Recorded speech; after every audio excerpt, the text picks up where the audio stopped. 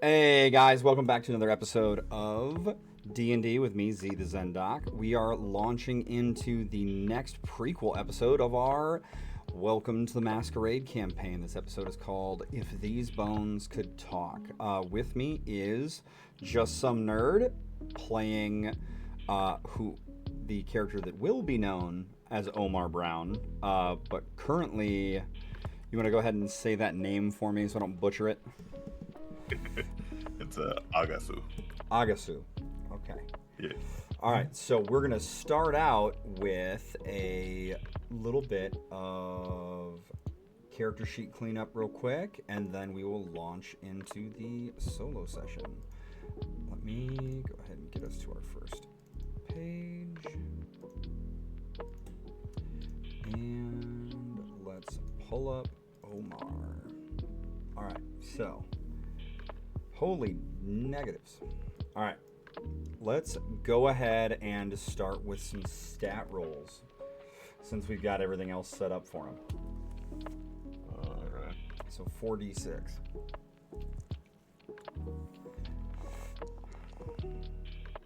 Nice. That's going to be a 17.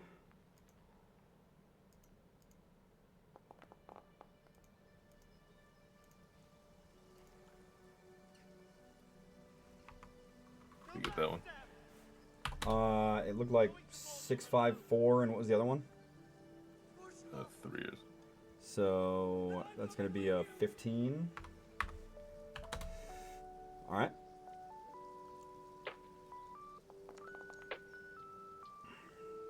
So 12.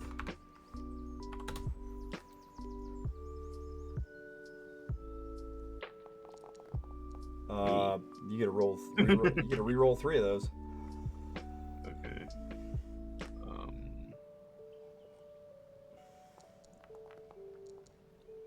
So we got. Woof. So it's a 10. All right.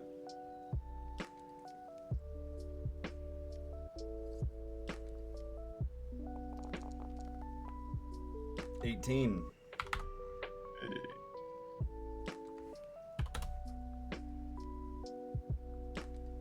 Last one. Yep, last one.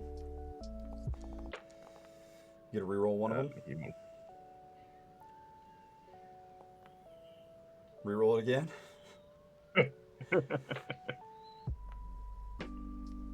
11. All right, so we got 18, 17, 15, 12, 11, 10. Same deal as before with Chili. You can re-roll any of them that you would like. You are required to keep those that you re-roll. At the end, the ones that you re-roll will get balanced out between ones that are lower and higher. And if there are more highers than lowers, the difference will wind up being fate die for me come time for the campaign. Okay. So how many I would re-rolled you a like? 10 Okay. and the 12, I think. You also have an 11. I have an 11. Yes. So that's the 10. So 6, 6, 12. So that's a 16 now.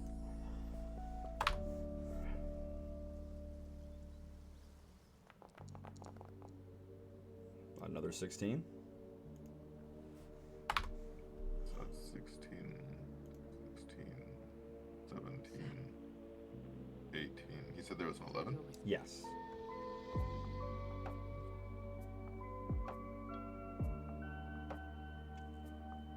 I guess I'll roll the 11 then. Okay. 14. So they all wound up higher. So it's 3 more fate Wait, die. what Huh? Wait, what happened to my 18? Your 18's still there. Oh, okay.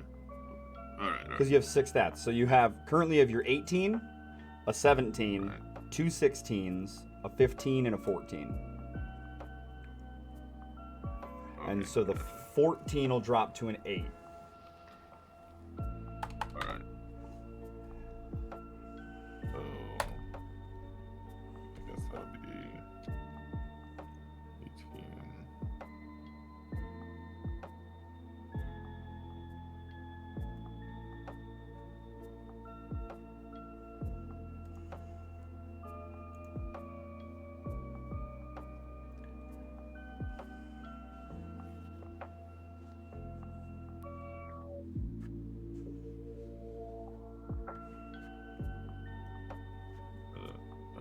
see that. Does that look right? So I think it's not taking your stat improvements into account because you had done them before you did your stats. Oh, okay. And so let me get rid of this then. Let me just read. Well, don't bother doing that. Just go and make it what it should be. You know what I mean? So like if your int's supposed to be 20 because you had 18 plus 2, just set it to 20. Instead of worrying about like totally redoing your... Oh, there it was. Yeah, I heard it. Alright. I think as my class, one of them has to go to Constitution. Yeah, so if you put your 1 in Con and your 2 in Int, which is your spellcasting modifier, you'd wind up with a 20 and a 16. Which means your lowest stat at that point would be a 16, besides your 8. Yeah, I'll do... Hold on. Alright. 16... 19... and 18.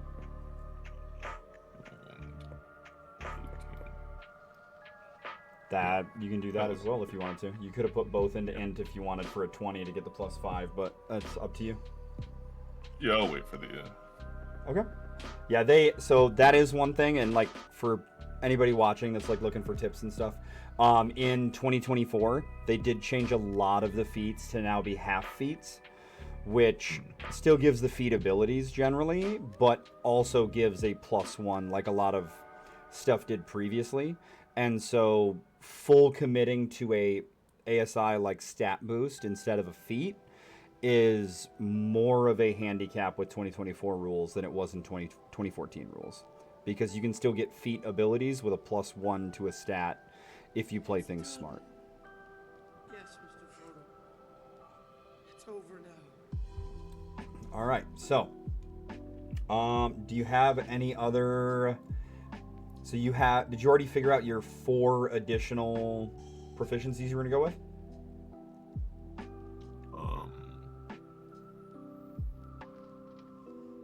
I think I've already got medicine and hold on, what did I get from apothecary? You've got medicine and nature. Yep, you've got medicine, nature, and then you've got deception and history. I've got deception and history. Yes. Yeah, okay, yeah, that makes sense. Yeah, yep. Probably picked those for obvious reasons. Okay. And I get 4 more? Yes, because of your intellect bonuses, so you get 4 more. Oh, right. I guess I'll do insight. Okay. And these can be like tool proficiencies or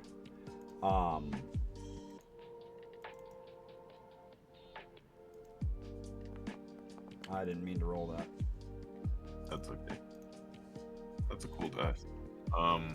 I've got the alchemist supplies and the herbalism kit from apothecary too. Yeah, they can be tools and they can be languages. So yeah. So I'll just do insight and perception, and then I'll go with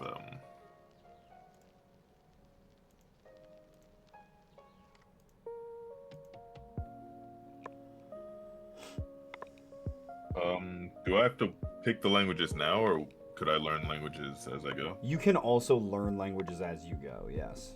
It just takes, like, that'll be, like, downtime activity stuff that you can do is learn additional languages during the campaign if you'd like. Okay. Well, can I save 2 of those then for... Or do I put them all in at once? So downtime stuff will be based off of, like, rolls and you committing time during downtime to that. And so that would be extra on top of whatever you get here. Okay. Because you guys, during downtime, one of the things that you guys can roll for is personal improvement. So that's, like, you could try and get, like, the skilled feat, for example, for downtime. Or I think there's, like, a linguist feat or something like that. And those would give you additional proficiencies with languages or other skills like that. Or you could try and train in a different type of feat. Things. So there's a lot of stuff that you guys can do during downtime to try and like do personal improvements for your character.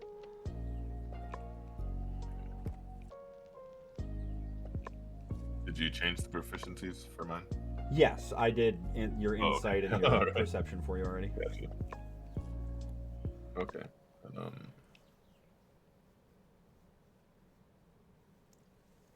Well, I guess I'll do Arcana as well, Okay. and then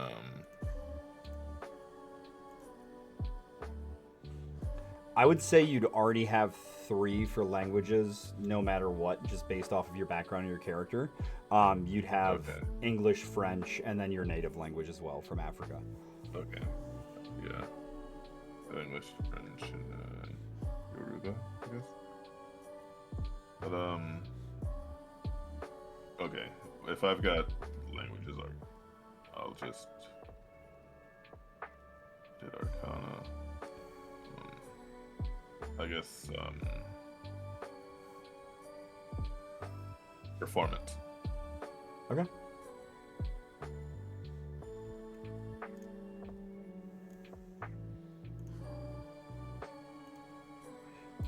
If you didn't want to do performance and you were trying to like think of other things that'd be beneficial, if you really wanted it, I would also be willing to give either a weapon or like light armor or a shield or something like that if you wanted. I wouldn't do like full martial weapons or something like that, but if it was like a singular weapon or something like that, I'd be willing to make that trade. I'm good. I got that one weapon from my remembrance, so I'm fine with that, I think. Okay. All right. So I think that's everything. Do I need to add any spells on, or are you good with all your spells? I think my spells are fine. Yeah, Okay. I'm okay with my spells.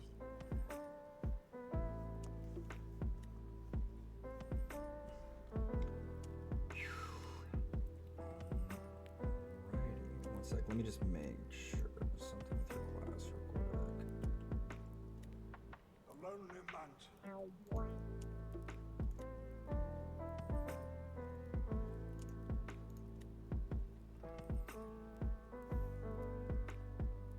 Yeah, it's only 2 first level spells. Okay.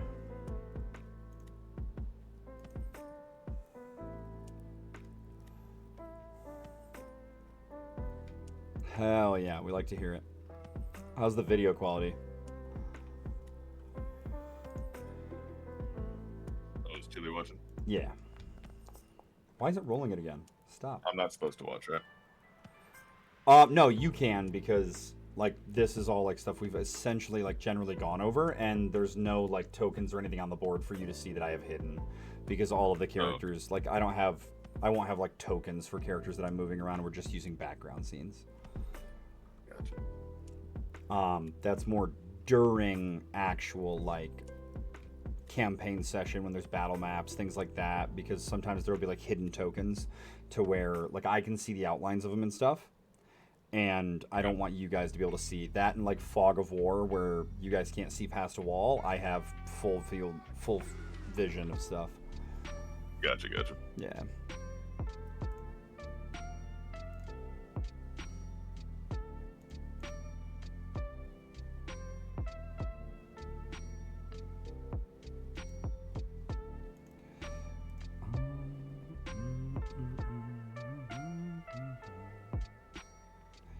Where is my...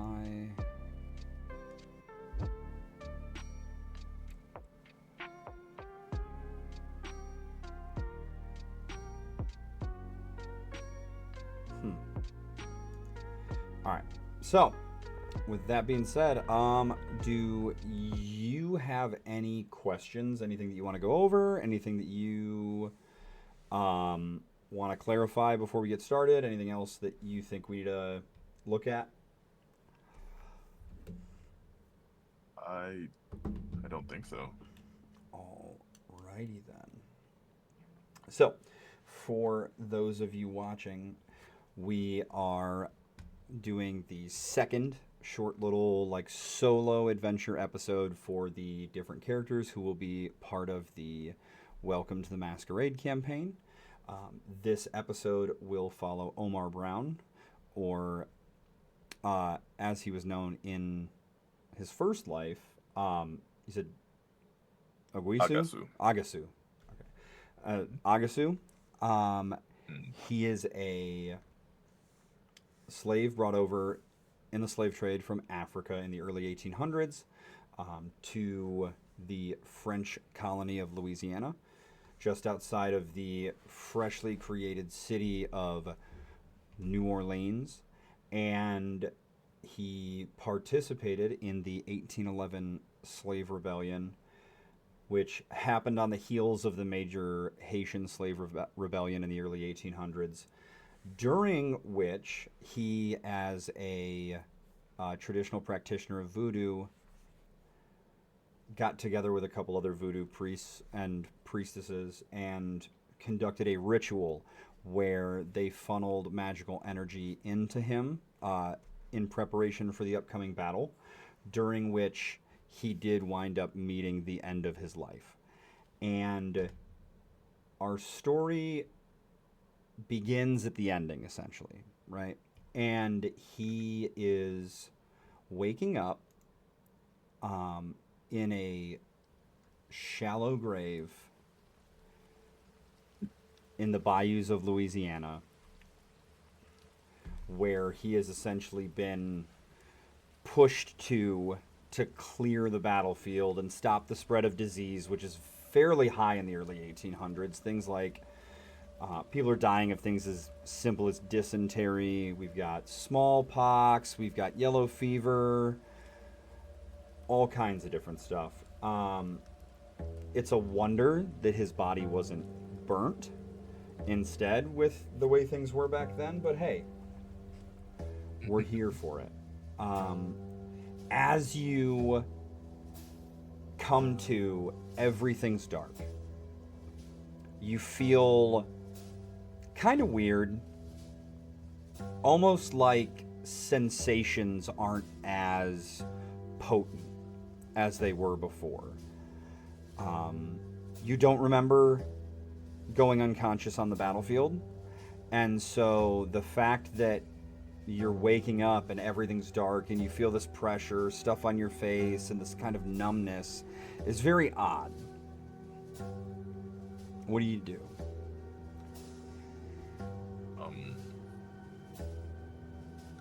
I'm like underground right now. Yep. Okay. I'm thrashing around.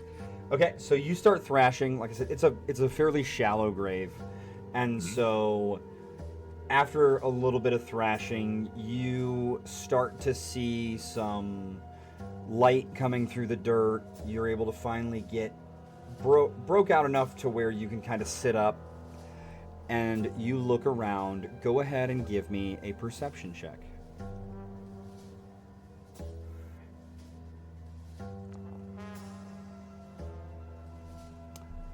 So, why is it not populating your rolls?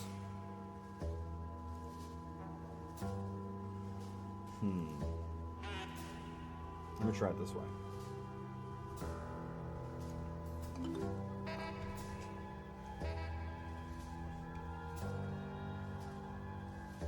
This is the roll request feature on here, so this is something that we'll wind up using a lot, especially to just kind of make things easier. Instead of me saying the roll, I can just send a message where you can just click on it and it'll roll it.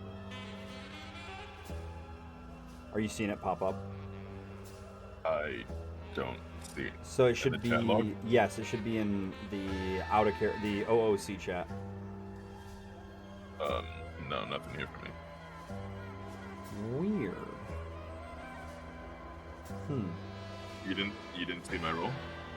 No, I saw the die, but I didn't see, it's not like populating them for it to add the modifiers. Oh, okay. So I'm trying to work through that. Like it did it when I rolled as you on accident, but it's not doing it when you do it for some reason.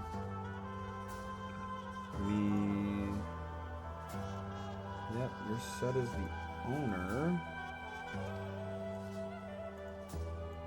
Are you just doing roll d20 when you roll those? Or are you clicking on your modifier? That's weird. Oh. Yeah, I clicked on it. Okay, that's fine. I'll just do it the old-fashioned way a little bit. All right, so we rolled a 10, and our modifier is a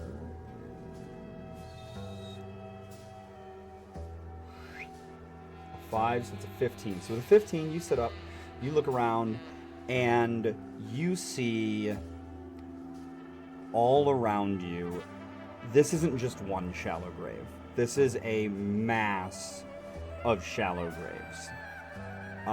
Your comrades in the rebellion apparently got overran, and this is how they got rid of the bodies after the battle. Off in the distance, over towards the river, you see spikes where some of the heads are obviously not in the graves here. And off in the distance, you see kind of, because it's dark, it's nighttime, it's raining a little bit, and you see this figure off in the direction towards the river, just kind of standing there.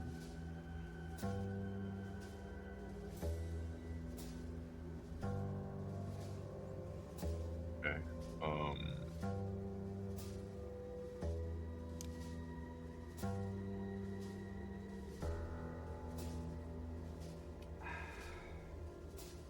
I guess, right, I'd get up and try to go over, like, stealthily to see who it was.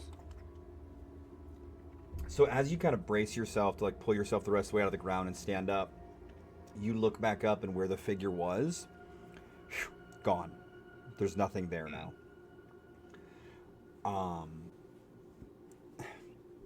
And you hear a voice behind you. Woo! Looking like they made a mess of you. Who's there? Oh, you know me. And as you look around, you see a face lit by the ember on the end of a cigar. In fine clothes with a little top hat. He's got a cane. And over the darkness of his skin on his face is painted a white skull.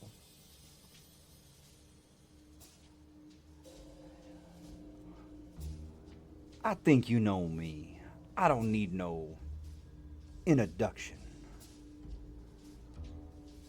But it seems that you made out the better of the deal than the rest of them here.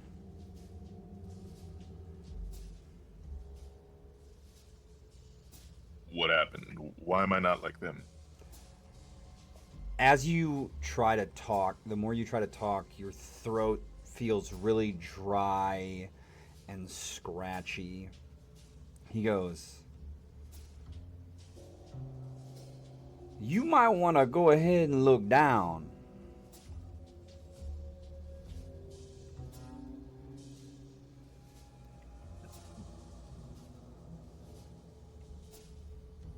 And he just kind of points at like your midsection.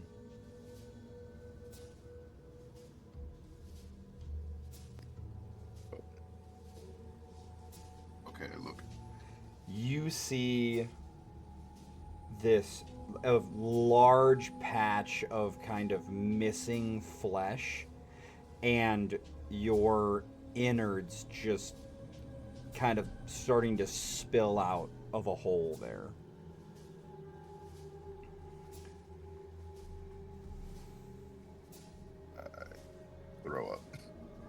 As you attempt to throw up, nothing comes out.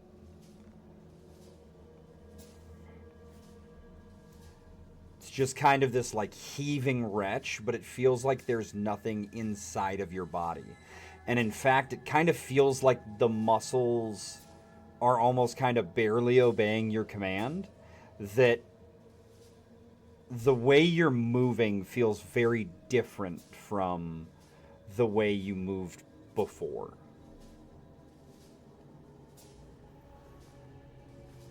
What happened to me? Oh, you died. You should be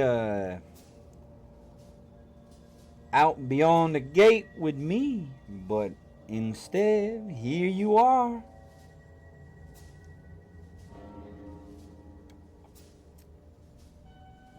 A walking, shambling corpse.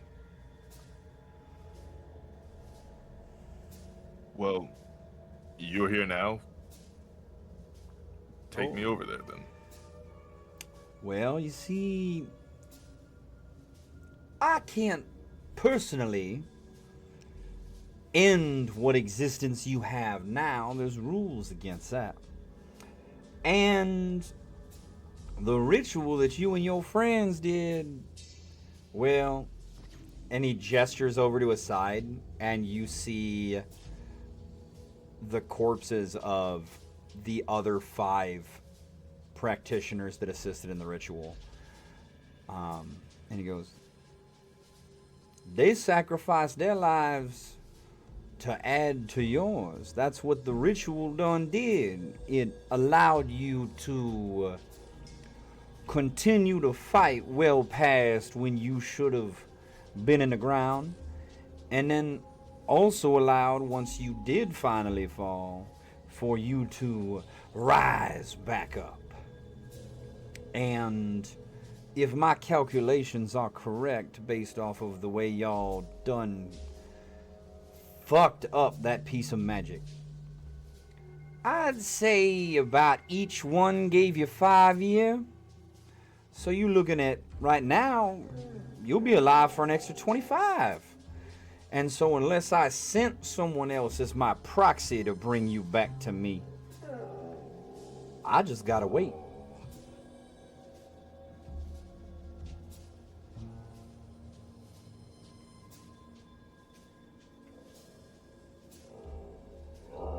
This isn't what we wanted. We wanted you guys to help us win. Well, maybe you should do a little bit more preparation and research on your circles and your rituals, because the slightest slip up can wind up making magic have the wrong outcome, which is what we have here.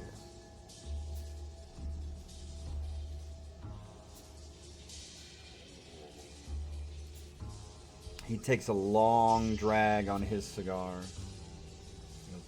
You know, if 25 ain't enough, I'd be willing to help you if you'd help me.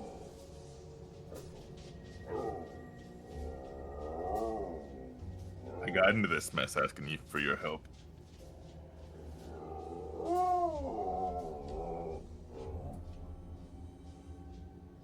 Son, you got into this mess because you got tied in with some sloppy practitioners who had not given themselves to the voodoo, who had not ensured they understood the forces they were dealing with. And they paid the price. I'm trying to be a generous man here.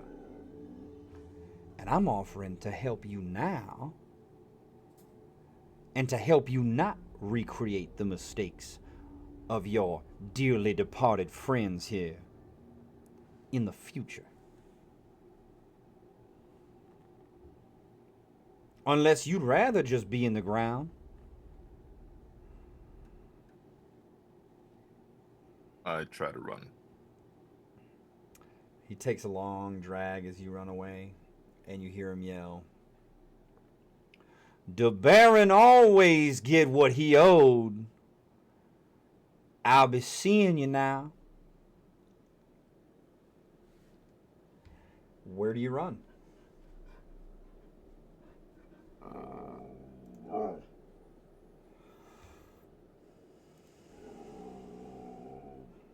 Said there was a river? Yes. Follow the water. Try to find people. Okay. Are we going with the current or away from the current? Sorry, against the current, I guess. My bad.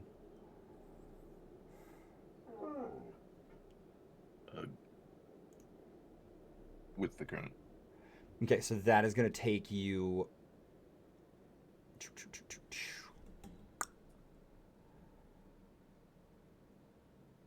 You know, having been in this area for at least a little bit of time, that the size of this river, like this is the Mississippi. Which means if you follow the current, if you are past New Orleans already, then you are going to the Gulf. You're going to be heading just directly out into the bayou. That if you go against the current, more than likely, you will hit New Orleans.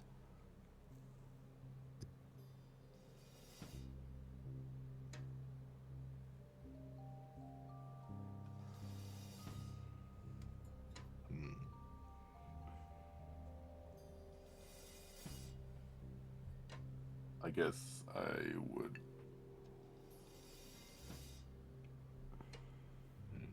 I'm not sure where people that I want to meet are. At this point, based off of... go ahead and give me an intelligence check. Alright. Just flat intelligence? Yeah. It's 23. With a 23, you would know that essentially anyone that you would want to run into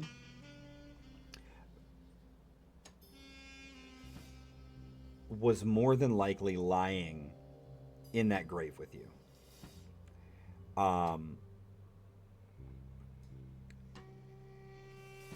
The majority of the people that you trusted and that you would have sought help from joined you in the rebellion. And this was after your wife and your newborn son had been sold off to another plantation to separate you guys. This was kind of your bid to try and get away and then maybe go try and find them. And it seems that things did not go the way that you guys had hoped. And so anyone from the plantations that is left would have been people that refused to fight with you guys, that thought they were better off in chains than trying to take their freedom by force.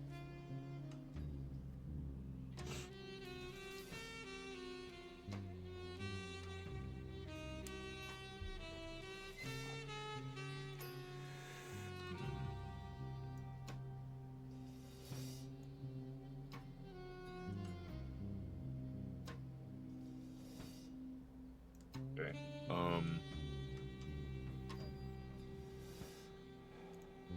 If I don't have any allies, then I'll run to the bayou. Or in Okay. that direction. So we are heading out into the bayou.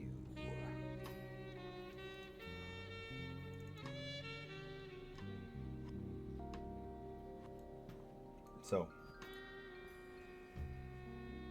you head out into the bayou. What are you kind of looking for? Are you trying to find like some kind of civilization? Are you just trying to hide? What's the intent? I think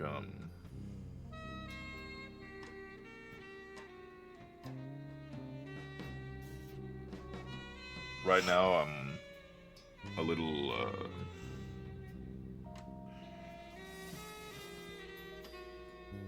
shell shocked, I guess. So I'm looking for somewhere to get my bearings. Okay, go ahead and give me investigation. Oof. So you start going out through the bayou, and there's a couple times where you see someplace and you think, ooh, that might be just safe enough. That might be just secluded enough. The first time, it's a nice piece of flat, dry area with some tree cover, and as you get up there, coming up out of the water on the other side are a couple of big, mean-looking gators. The next, it's a hut kind of out there, and you're like, ooh, maybe this might be someplace abandoned. And as you get closer, you see lights inside, and you see it's just some little off-the-grid, out in the middle of nowhere, like, poor white family. And you probably wind up searching for the solid part of just driving on for a couple days. During which you start to realize, I haven't eaten, I haven't slept, but I feel fine. I don't feel the need to eat, I don't feel the need to sleep. And eventually you do come across a small little, like, abandoned cabin out there in the middle of nowhere in the deep, deep bayou that looks very run down. One of the walls is collapsed, but it seems like no one else is around, and it is dry and safe enough that you can take a minute and catch your breath.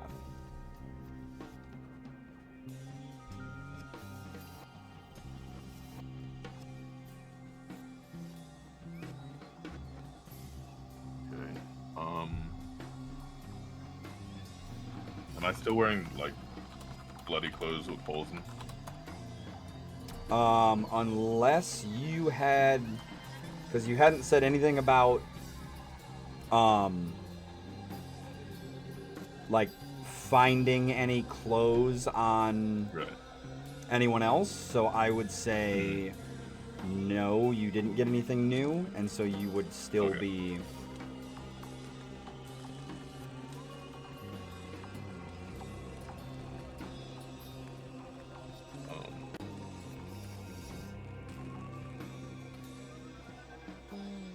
Okay, so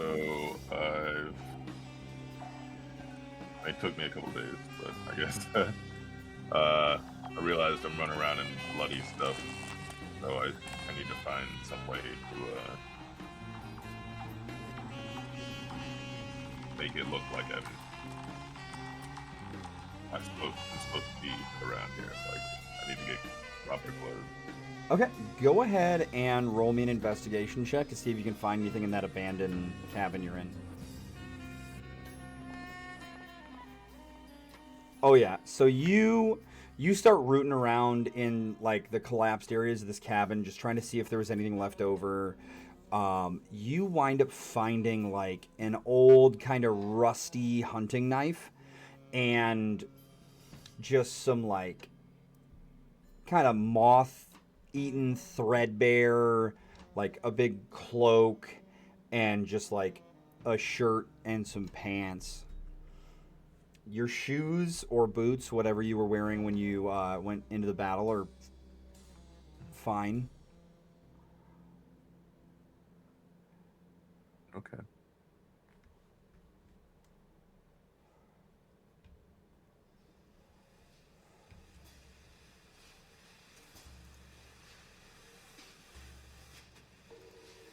All right. So, well, I guess I'd change into those.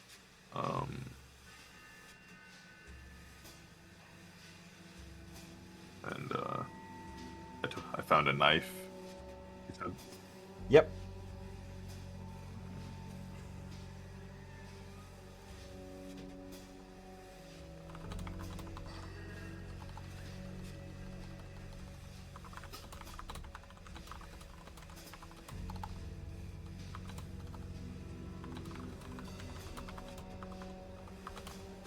And the cloak has a big enough hood that it would cover your face pretty well. Okay. All right. Well,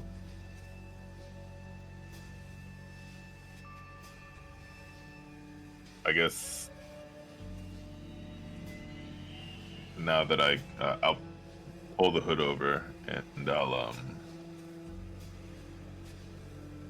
go out and try to stealthily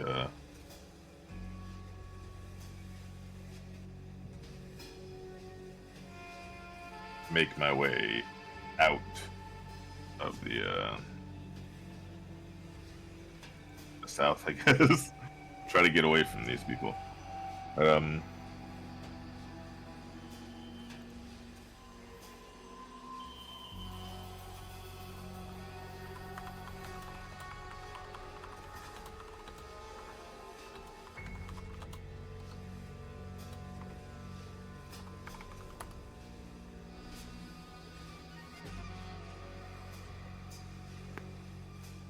Are you going completely just like through nature, or are you kind of like trying to find the roads and stuff and follow the roads? Let me try. I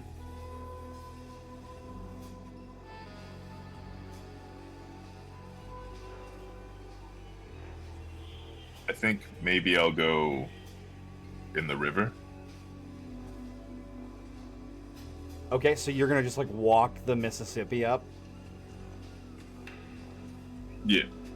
Okay. We're going full Pirates of the Caribbean. All right.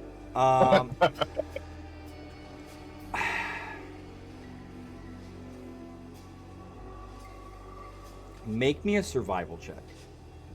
Okay. You are a 3-day-old, well, a little bit more than 3-day-old corpse that is shambling about the bottom of a deep river that has alligators and carnivorous fish and snakes and other stuff. Yeah. And you're not having a good time.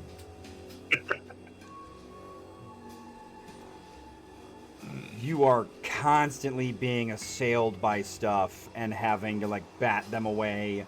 Eventually a gator notices you and swims up and just grabs an arm, and you've got to like follow this gator and get your arm back somehow.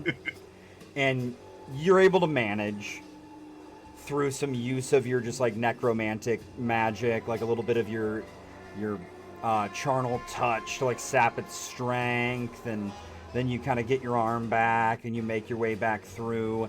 Have you decided whether the river is worth the hassle or not? It seems like it's probably not. So, yeah, maybe I'll follow the roads through like foliage and stuff. Okay. So as you start following the roads, initially it's going to take you back to the vicinity of New Orleans. How close to the city do you wind up getting?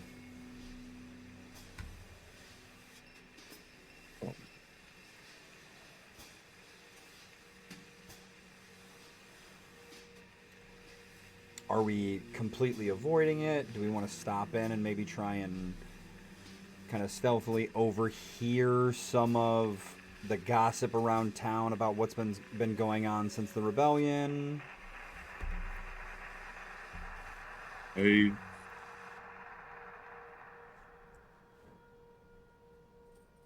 Yeah, I guess I'll go and see if I can find out anything. Okay. Find out what happened to everyone at least.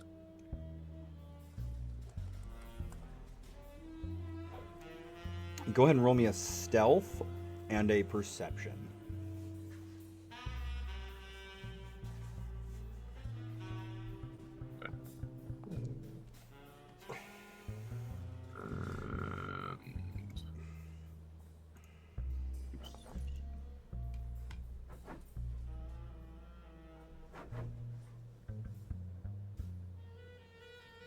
Okay, so as you make your way into New Orleans, you kind of wait until the dead of night.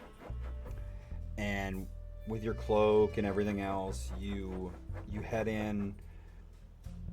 At this time in history, there weren't like big walls and guards and other stuff. Here I actually have a...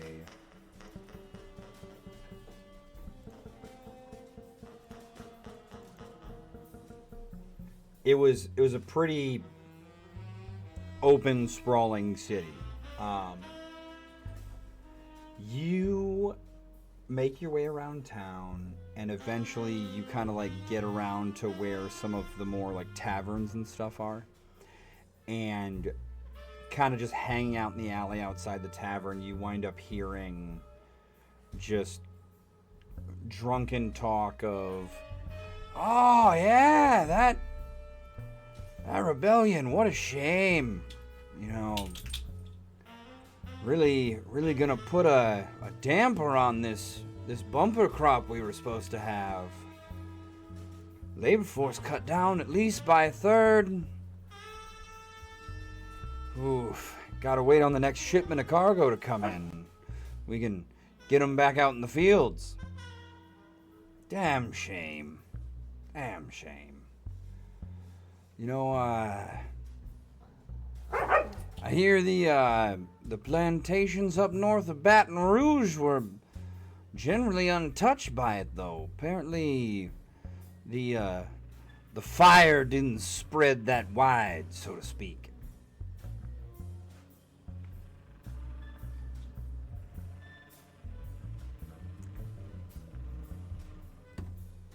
Are you gonna? Can I see?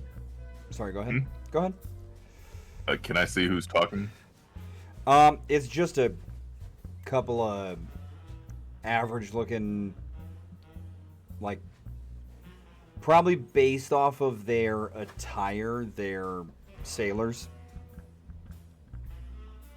Probably some fishermen that do the river or the lake. They're on the northern side of the city.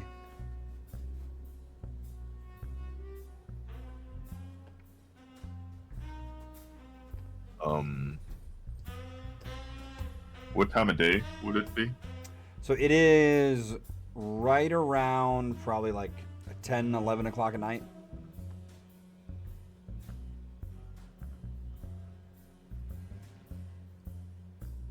I think I'll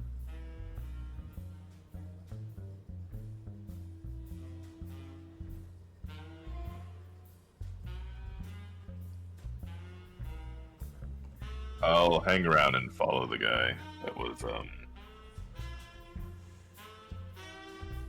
talking about how much of a shame it was that consider the labor force has been cut down. Okay, so after a little bit, you hear him go, "Well, I best be getting home to the missus," and he drunkenly starts stumbling off, heading north through town. Go ahead and give me a stealth check to follow.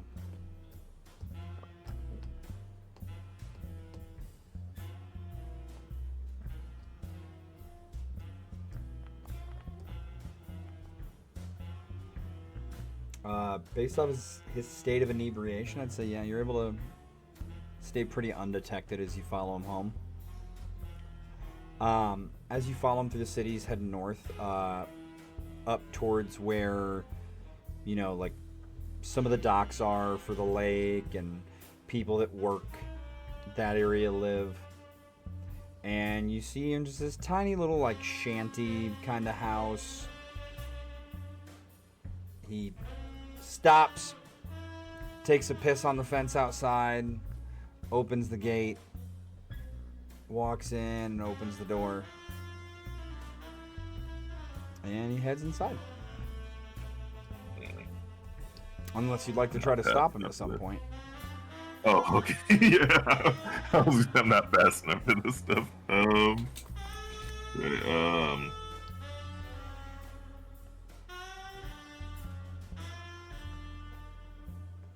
Can I take my rusty knife that I found and stab him when he's taking a piss? Go ahead and roll to hit.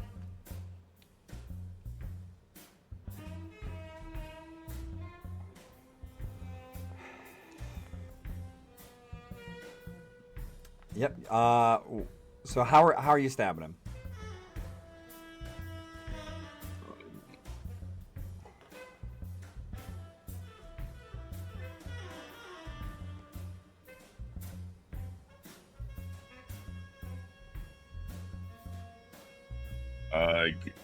I'd come up and stab him. You want me to tell you I what guess the in the chat's voting for? Oh, what's the chat voting for? Apparently in the dick. Okay, all right. Fine, I'll stab him in the dick. I feel like you being the way that you are probably would have like went vital organs, and that's not necessarily vital. Yeah, I was So...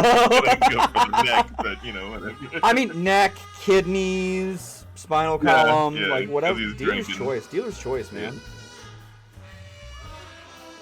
I guess I could do spinal column first.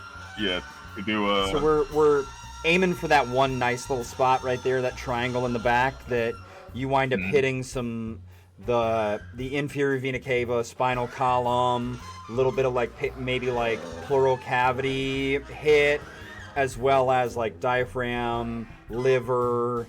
Like we're hitting as much vital stuff as possible, essentially. Okay. That sound good? Yeah, that's fine. Okay. I know way too much about this. I'm a medic, I swear. It's not for other reasons, I promise. But yeah, you feel a little bit of resistance because it's a rusty knife that's been banded for a while, right? And you know that your musculature is kind of given out, and you kind of focus as you push it against him, and you feel a little bit of your magic kind of leak into the blade, and it just slides on in. And you hear him go, "Ah!" Well, and he just kind of goes limp in your arms. He's still breathing currently, but there's a lot of blood coming out. You hit what you were aiming for. It's going to be seconds. Gotcha. I just say it's a shame that the labor force is losing more people and dropping in his piss. Are we going to try and like scavenge anything off him before we head out? Yeah, I'll take what he's got, get some boots or whatever. Okay. Yeah, you find a decent pair of pants. Hopefully you would have made this decision before you rolled him into the piss.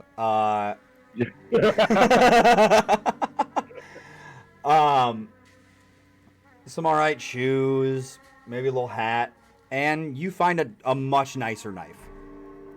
Nice. Like more like a Bowie, like a nice, well kept, with like his initials carved into the handle and everything.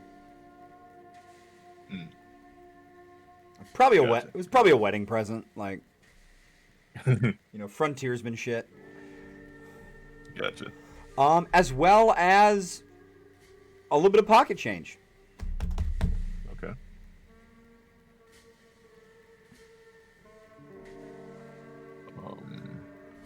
Maybe I- like a doubloon. I don't know. Sorry. Okay. Yeah, I was gonna say, do I know the worth of money? No, you wouldn't know the worth of money. However, you would have seen money. Gotcha. All right. And you would know, So like, I know that people give people stuff for stuff. right. You'd be like, this is what they give people for goods and services. This is what they gave someone for me. And so Right. this might come in handy down the line, essentially. Okay.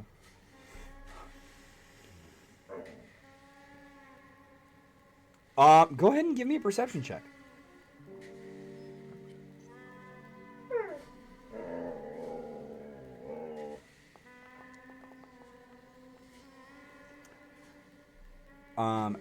As you stab this man, pilfer his corpse, roll him back into his own piss, stand up, look around, you see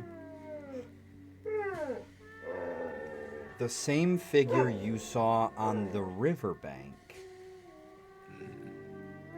standing about like 25 meters away down the alley.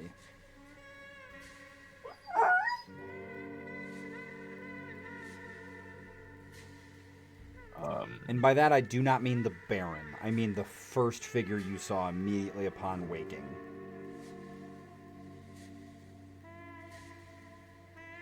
Well, now I'm confused. I thought they were the same person. Okay. This figure was more of like just like shadowy and kind of like cloaked. Gotcha.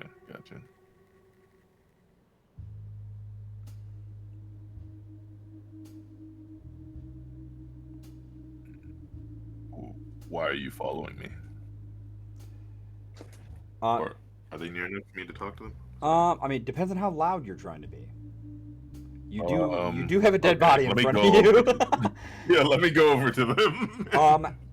As you approach, their figure kind of like shimmers and coalesces, and what seemed like kind of a cloaked figure before turns into just a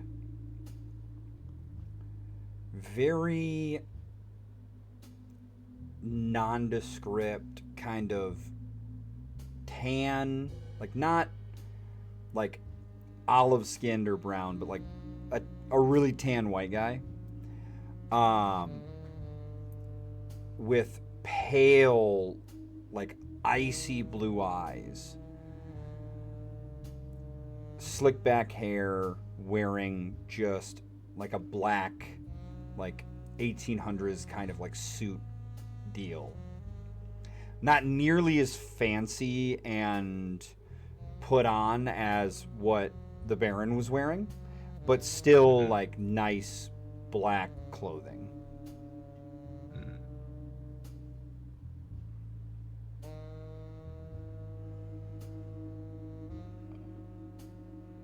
Who are you? Why are you following me?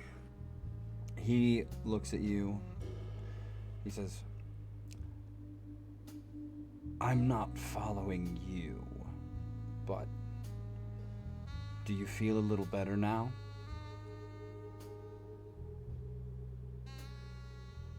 A bit. Good. And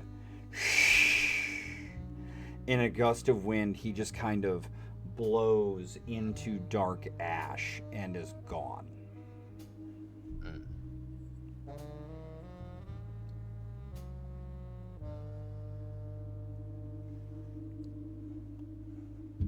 Well, shit. I don't know what to make of that, so...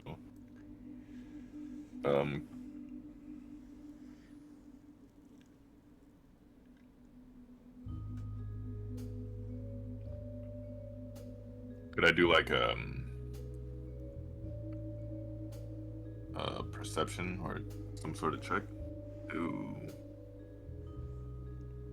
see if I recognize the person? Sure. You can give me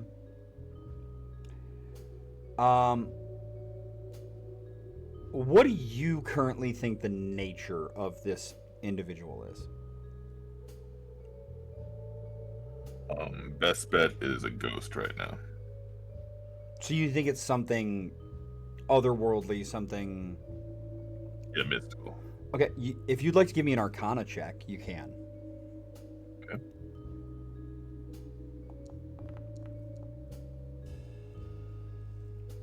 So you've communed, like as a a voodoo priest, you've communed with your ancestors before. You've communed with the spirits. Okay. You know distinctly this is not what that is.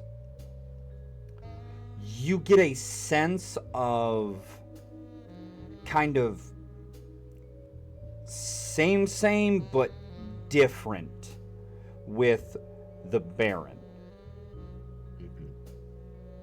This is something that is distinctly out of your wheelhouse as somebody who is in tune with and a believer of traditional African faith and religion and the law.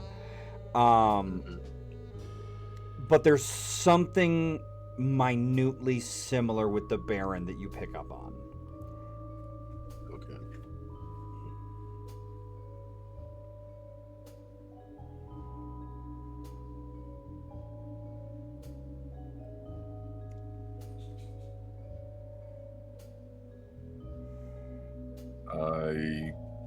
Well, first things first, I'm gonna get out of this city. All right. Keep heading north. How far north are we trying to head?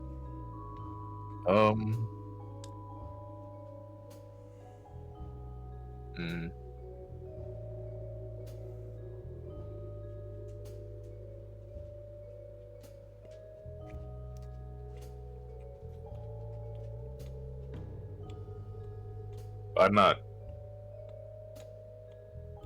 too sure how the country's populated right now. So it's sparsely populated. Yeah. They still haven't fully drained the Black Swamp up to the north. You do know that, like, well, I mean, you as a slave wouldn't know Right. really anything, honestly, about. Yeah. So, like, I'm gonna stop myself there before I give too much meta knowledge that you might accidentally. Okay, so I guess I'll. Before you do that, let me give you something else.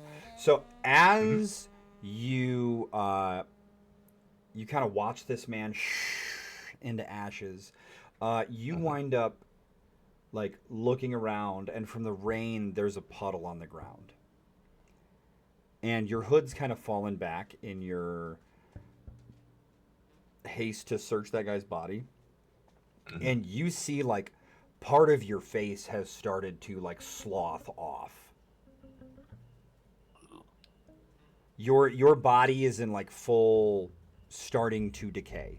It is hot and moist down in the bayou, and it is not conducive to a fresh corpse remaining fresh for long. And at this point, it's been you've been awake for going on a week to 2 weeks now, and it's a wonder that the guy you were tailing didn't smell you before you stabbed him.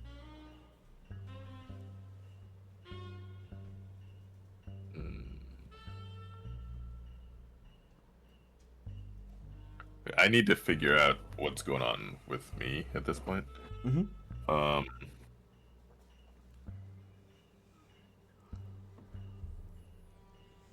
I think I'll just try to get as far away from the buildings that I can, away from civilization, quote unquote. Okay, so our options are like wilderness headed north. Like, I would say that you do know enough to where you know directions. Right. You know the flow of the river, the Mississippi, because you've been around this area a bit. You know that south is water, north is more land, west is out towards more solid land, east is into more bayou, like you'll have between you and the coast if you were to go south. But there's wilderness in every direction, essentially.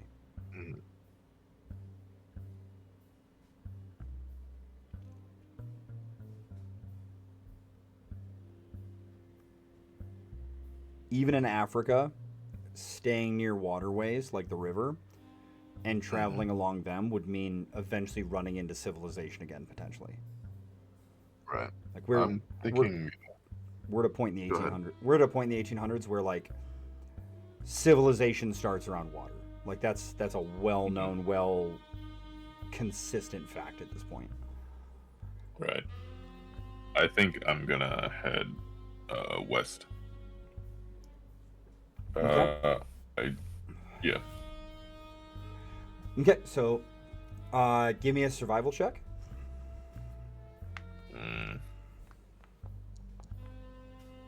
Ugh. Them gators, man. Like the smell of that rotting flesh is just like No. as like as like if you walk out there, you smell that gumbo. Woo! Get away. Woo! Boy! You have this consistently hard time, and it almost feels like it's the same gator, like just following you, like the same one from the river. Even like this motherfucker is just following your scent. But eventually, you do make it out into like a little bit better area. We're in some. We find another abandoned cabin, and it's well far out away enough. In kind of like a drier part of the bayou that give me an investigation check real quick. Okay. Just only because you had the nat 1 on the okay. You can tell based off of tracks and other stuff that this has not been touched in months, if not longer. So you're able to kind of like, if you wanted to spend some time here and you wanted to get it set up to be like a roof over your head, the walls at least protect you from nature and the elements and stuff, so that way you don't have to worry about being like constantly wet outside of your decay, you would be able to do so. Okay. Yeah, I think I'll like set up base for you. Okay. So until I can handle what's going on with my body. Okay, so if you'd like, you can make a medicine check on your own body. Okay.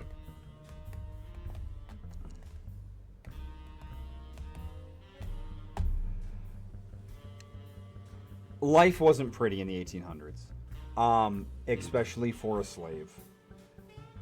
Whether at home in Africa with things that happened there, or on a ship crossing the Atlantic, or someone who died in the fields.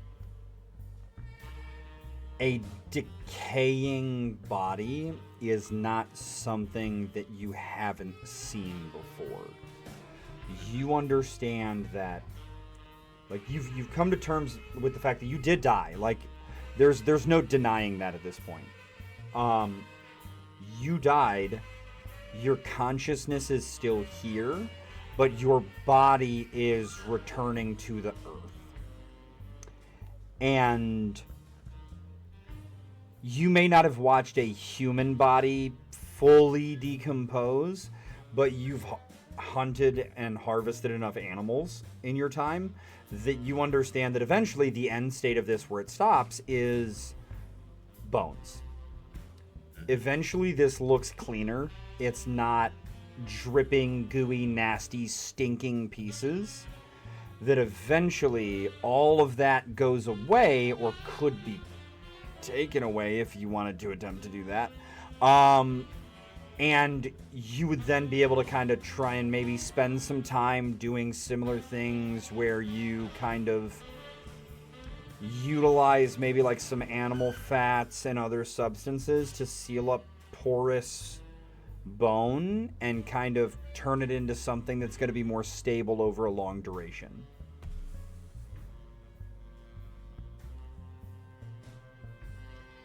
And mind you, I'm saying that because we're talking what your mind would be working through and comprehending, not knowing that your skeleton would be preserved by the magic. Right.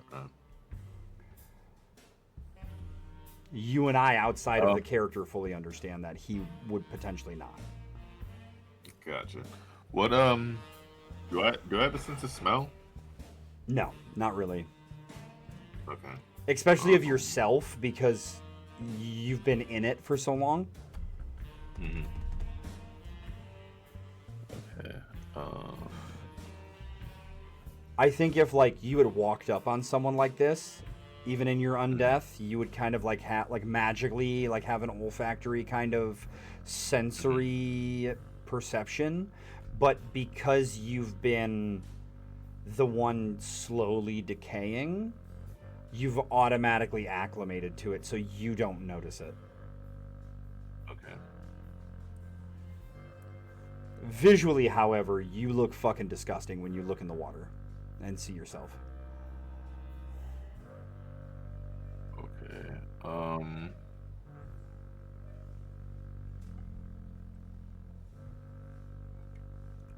I guess I'm pretty well accepting that I'm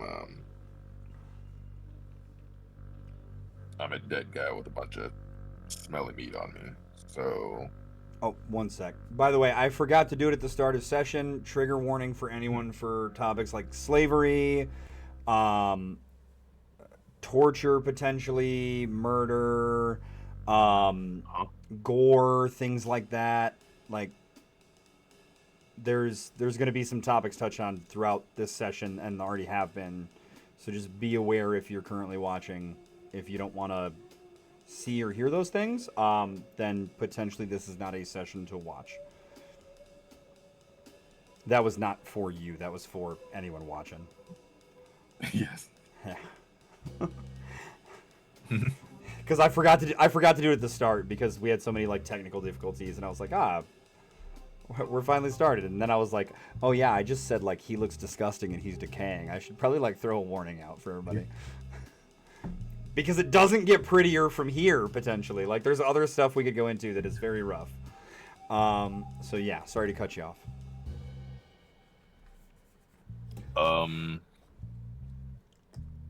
I guess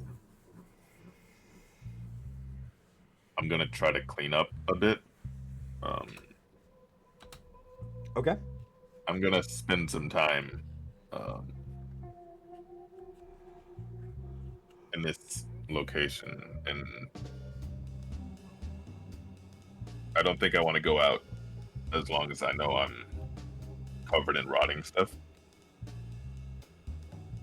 Okay. Are you going to actively try and remove stuff to I'm gonna like try to shed off some of this and move it along, since I've got a fair idea where it's going. And I don't know, maybe look around in the wilderness to find some like herbs to make balms. Yeah, no, so with that, you said balms, right? Not bombs. Yeah, Okay. Balms. Like, yeah, no, you with that investigation check, I want to have you roll another one. You're able to look around, find some herbs and stuff. You also find some wildlife, like you note where certain types of plants and animals are at in the local area around you, to where if you needed something, you would now know where to get it. And go ahead and make me a medicine check to see about helping speed the process along.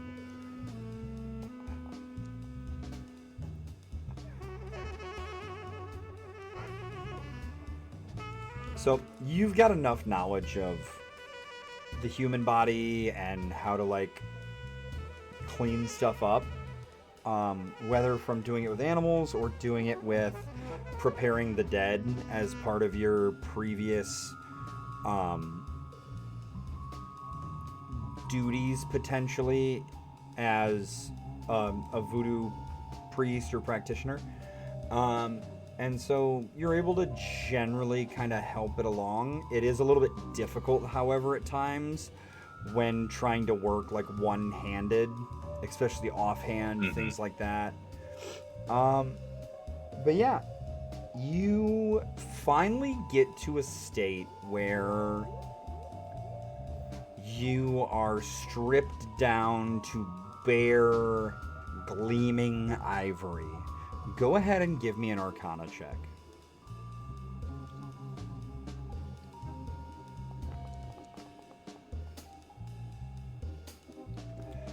It's kind of hard to miss. You see these glowing arcane runes kind of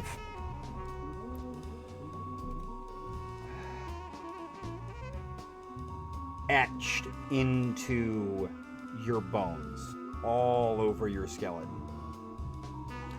And you can tell that they are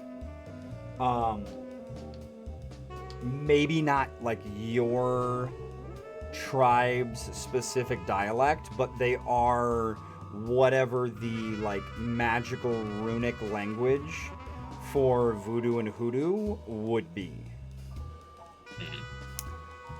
That this is essentially the spell that the group of you cast engraved on your bones. Like when the magic happened, this is where it went. Okay. Contrary to what the intent of the spell was.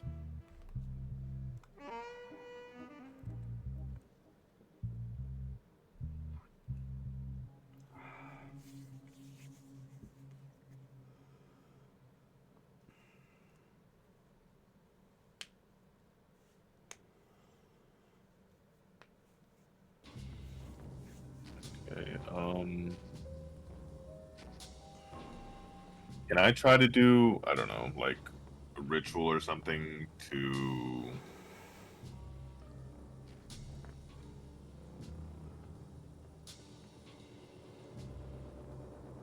kind of. Mm,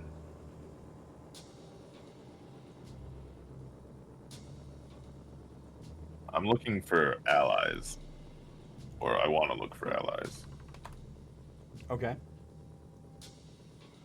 or at least people that aren't against me. You know. Um.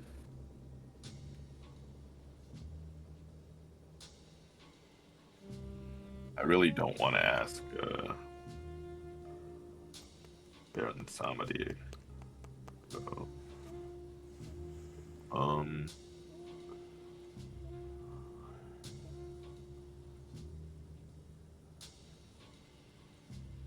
not sure how to do this within the.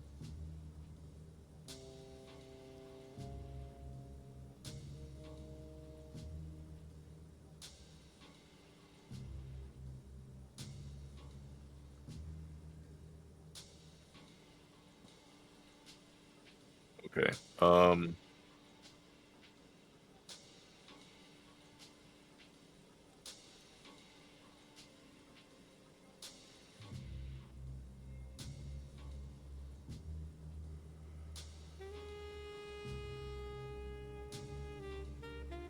Can I do like a check to see if that ghost thing is still around? Sure. Go ahead and make me an Arcana Oh, check. okay. It seems like it was telling the truth. It's not following you. Okay. There, from what you gleaned last time and your continued pondering of the nature of this thing, there seems to be a connection between, like, you've got 2 data points, so you can kind of establish the start of a pattern, but you can't be sure, right? Mm-hmm. Both times you saw it, death was involved. Yeah. Yeah. All right. I guess I'm gonna go out.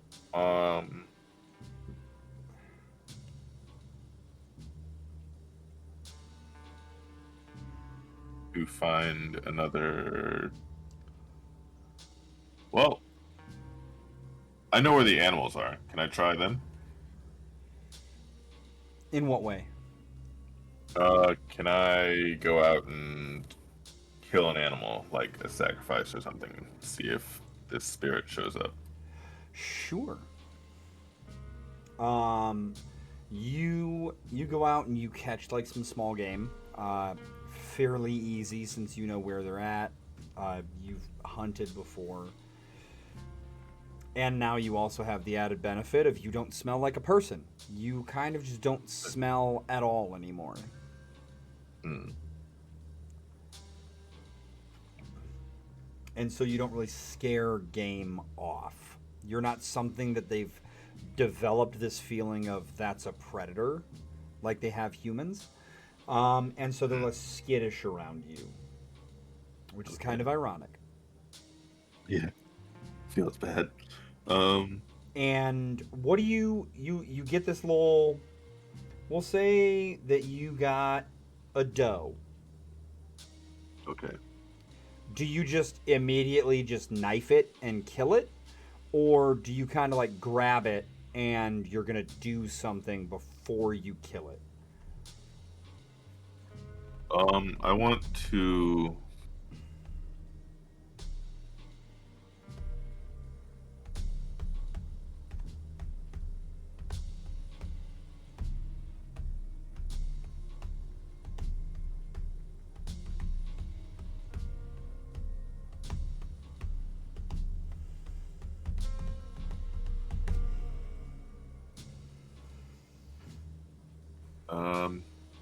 In this case, I think I'll just try to kill it quick. And yeah, because I don't know any rituals. Well, I don't know how rituals translate. So I would say if you just give me kind of a description of the kind of ritual you want to perform, if it makes sense for, like, if the vibe's vaguely voodoo, like if somebody gets upset for cultural appropriation, we apologize. It's a TTRPG. Yeah, We're in an urban fantasy setting. Neither one of us are experts. But if you give me something like that vaguely kind of makes sense, like it doesn't need to be a spell that you have access to, right? Give me something of like an explanation of what you're kind of trying to do, and I can work with that. Okay. So I have this deer. I guess I'll tie it up or something. And I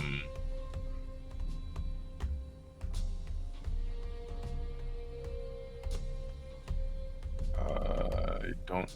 Would you? So I don't have any. I don't have any like candles or anything. But like, could I try to etch the symbols that I can see in my bones, like around the deer? Sure. I'm not on it. Yeah. No. You can like kind of either carve or you can like light some wood on fire and like use the end, like what turns into like the black charcoal, and like use that as like a way to draw them out. Okay. Yeah, all right. I like that one. You can start you could start a fire, like you're in the woods. You could start a fire with like you could find some flint and stuff and get a little bit of a fire going if you wanted to have a fire. Okay. Then yeah, I'll make a fire and I'll use the charcoal to draw the runes in like a circle around the deer, and then I'll sacrifice the deer.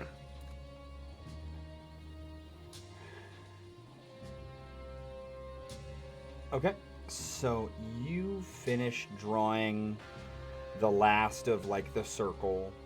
You take your knife and you, in the most humane way possible, knowing that you have no need for this animal like in any other way than to do the thing you're trying to do now. And so the rest of it, unless some other animal comes and takes it, will go to waste. Which potentially, depending on how you were raised and things like that, may go against your belief on things like that. I'm not sure. That's up to you as a player. And so you kind of like try to be as clean and easy as possible, just knife straight to the heart through the ribs. And as it kind of does that little like deer bleat of its last breath, you see the fire that you have lit kind of flare up and then just vanish. Did you do this ritual during the daytime or nighttime? Nighttime. Everything goes dark again, and you see the faint behind you. There is a faint glow, a orangish red glow, and you hear and the crackling of burning leaves.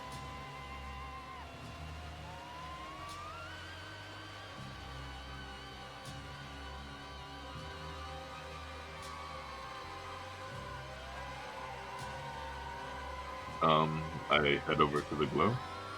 No, so like as you turn around, you see that familiar end of a glowing cigar and that familiar white painted face. He takes a long drag, blows out smoke, and says, "You really thought you were gonna use all runes and summon something that ain't ours?" And he kind of like sucks his teeth at you a little bit. "It's been a few years, boy. Now, what is it you need from the Baron?"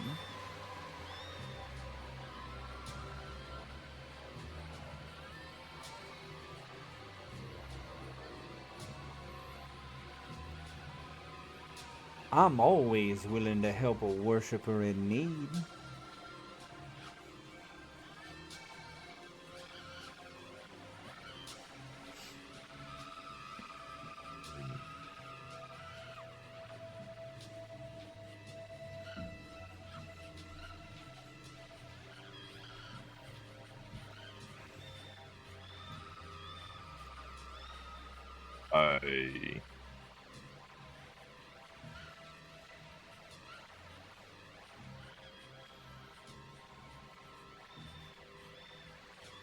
We tried violence and it didn't work. I need some way to save as many of my people as I can.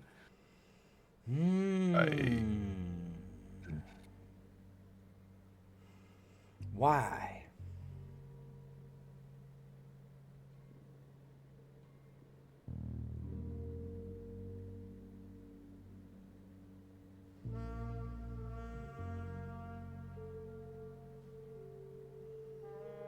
You already done died for your people. Why continue the struggle in your undeath? What else is there? There's a whole wide world out there for you to go and see.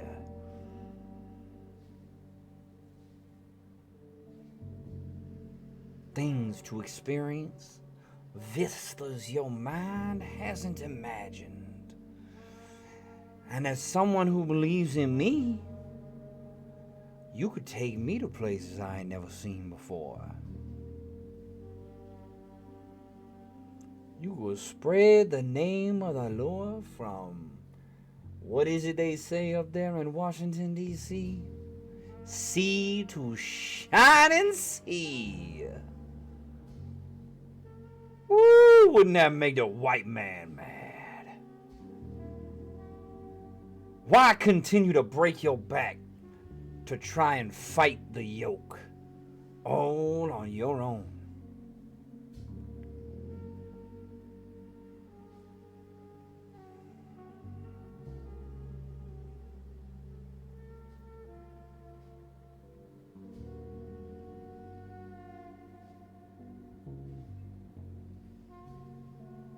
It's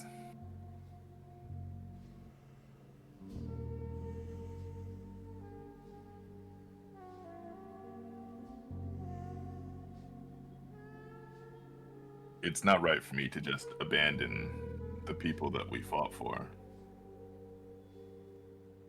The people you fought for.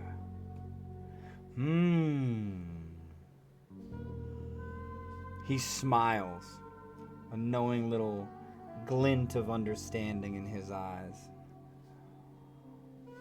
You trying to see that sweet young thing, your wife again, huh?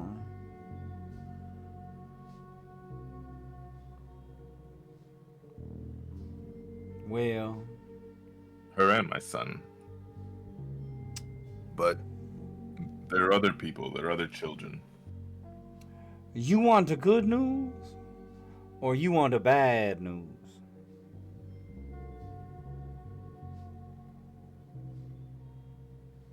What's the bad news?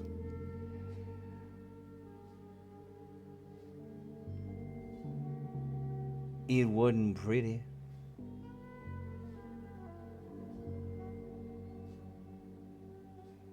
None of this has been pretty. Your wife done gone. She on the other side with me.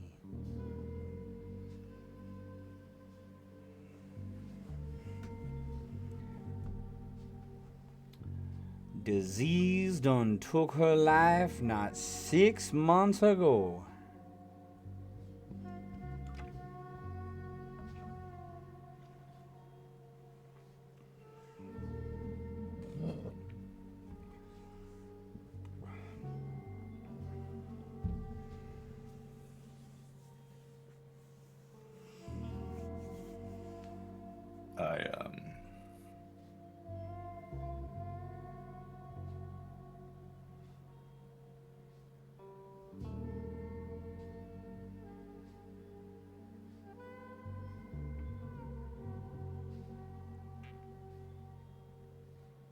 I guess I'm having trouble processing that.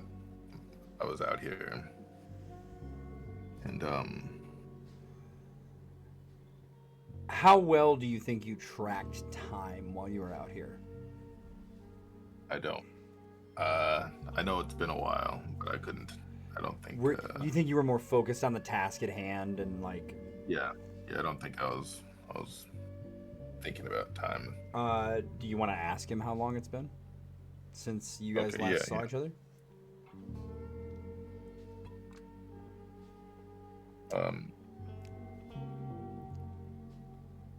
He's been going... Was I... Sorry, go ahead. Wasting the time? Was I wasting the time I had? How... Could I have saved her?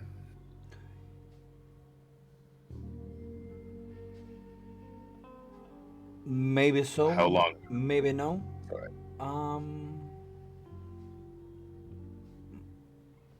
There's always a chance should you have made different choices. Perhaps if you had accepted my offer of assistance all them years ago. Years? Oh, boy, it's been going on 7 now since I saw you done crawl out that grave.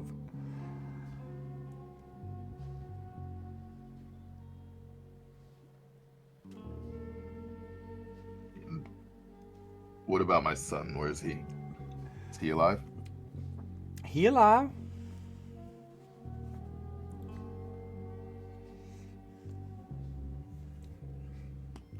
He sure is.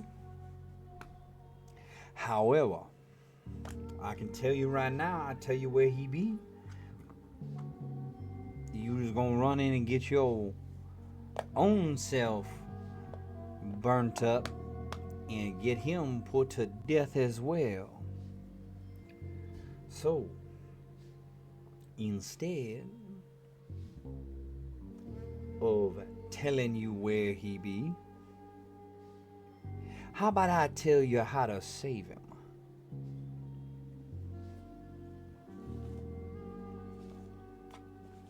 Yes, I'll do anything. How do I save him? Oh, you do anything?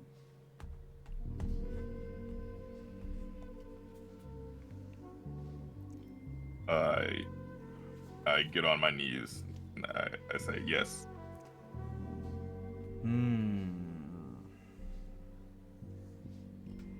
I tell you where to start, how to go about it, and you owe me one. How about that?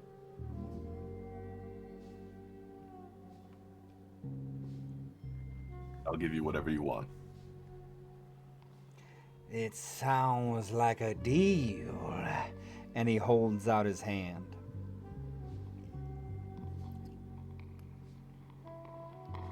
I take it. As you clasp hands with him, you see the runes in your bones flare this like sickly green color, and his eyes kind of flare the same. And he goes, head up north to Baton Rouge.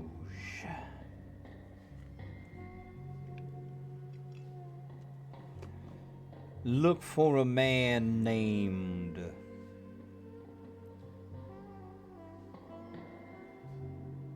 Clarence.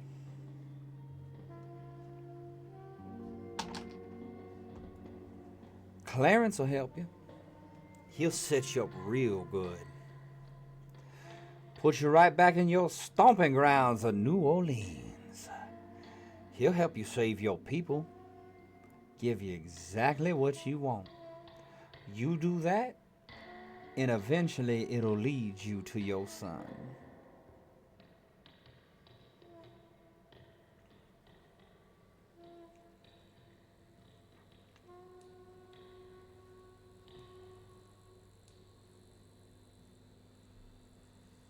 Yeah.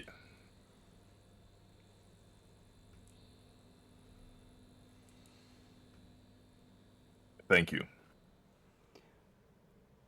I wouldn't be thanking me just yet, boy.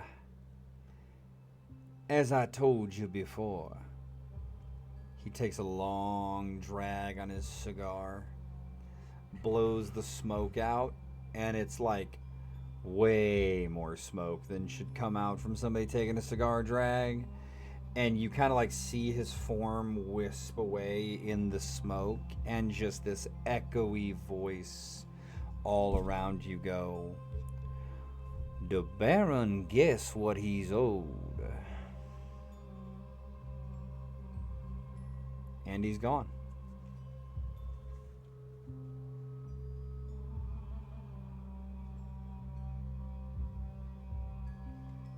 Uh,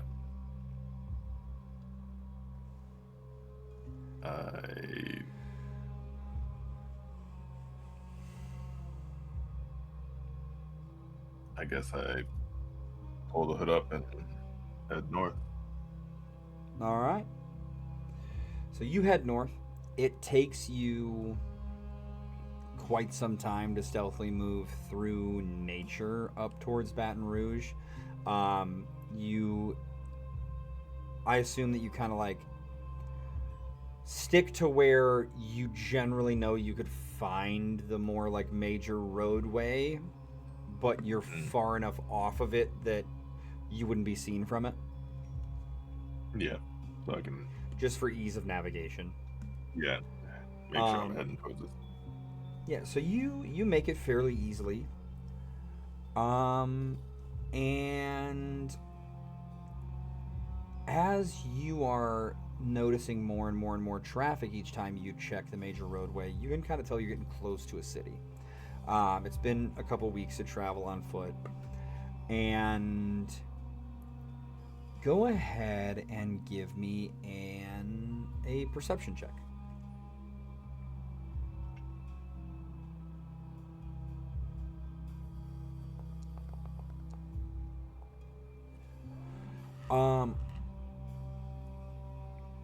One day you notice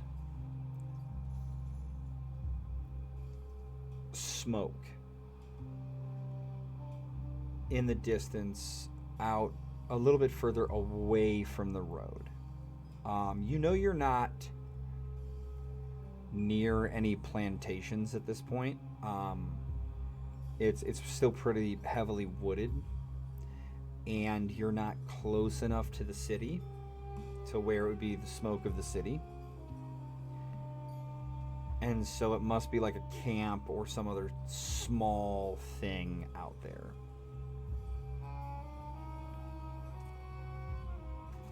Okay, I'll head over. Oh, sorry. Probably about maybe like not even half a mile away. Okay, I'll head over to the camp. As you approach, you notice a little like shanty camp built with like fallen logs, sticks, brush, stuff that blends in with the environment. The fact that a fire was built here is risky. You immediately note that as you realize that this is a group of runaway slaves out in the woods. Like, that smoke could lead someone who's not you here. Okay.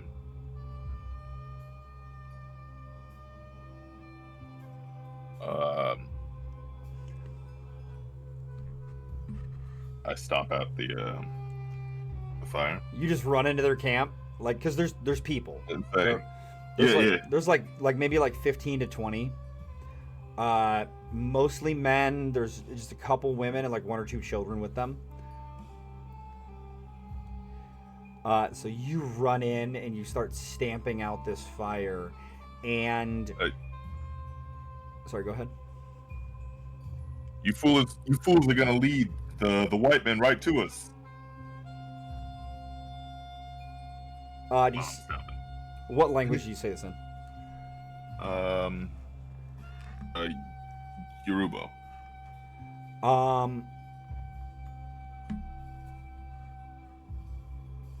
You, like, initially upon seeing you, you see all of them tense. One or two of the men draw, like, kind of like makeshift weapons. There's some sharpened sticks among some of the others. Like, only like one or two of them have like metal, like, weapons. Like, one's got like a field scythe that they kind of brought with them. Another has like a shovel. The rest just have like sharpened sticks. You see a couple people just like picking up big rocks. But as you speak in your native tongue, they all kind of like stop, kind of shocked for a second. And you see one kind of older, gray-haired man that kind of like stands up with like a stick to kind of prop him up. You see that one of his legs was broken at some point and didn't heal quite right. And he goes,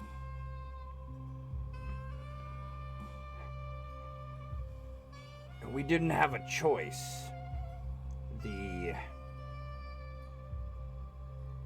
We have one who needed clean water to cleanse their wounds. But he is right. Everyone relax. And they all kind of like, still like kind of on guard, but they lower their weapons. Can I try? I know something about medicine. Can I try to help your friend? Give me just 1 second. Sure.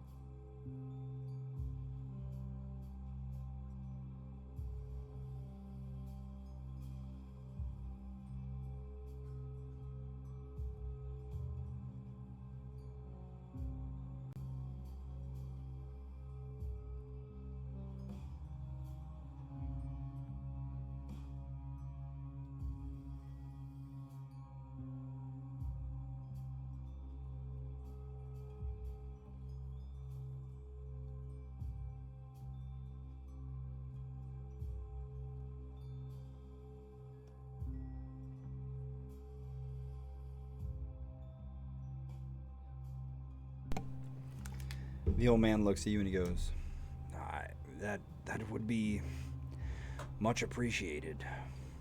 Where do you come from? He asks as he leads you into like a little like lean-to that they've made, covered in brush, and you see a small child inside with a large gash in their side that looks go ahead and give me a medicine check.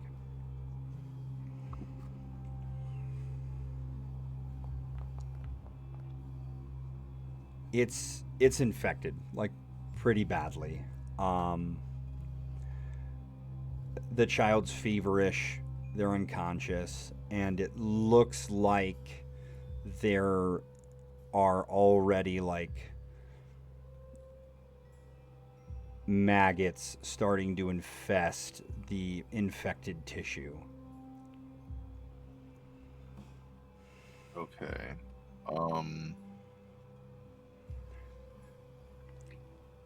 Can I try to like clean the wounds and put on some of use the balms that I made earlier? With a nat 20, yes.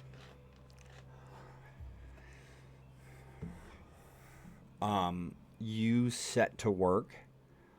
Do you answer the old man's question as you start working, or do you just kind of like totally block him out? Oh fuck! Hold on. Uh,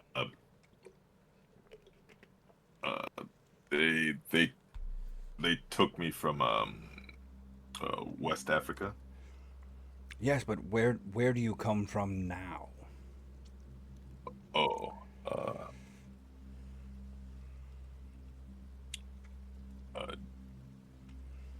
down by the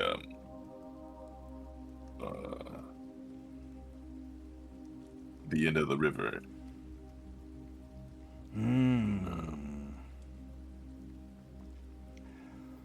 So, as you set to work, you start to kind of like, the first thing that you've got to do is get these creatures out of him. Mm-hmm. So you take your knife and you kind of like use some of this water they've boiled and kind of like clean it and try to get it as sterile as possible, and you carve away that nasty maggot infested tissue until it gets to like clean tissue.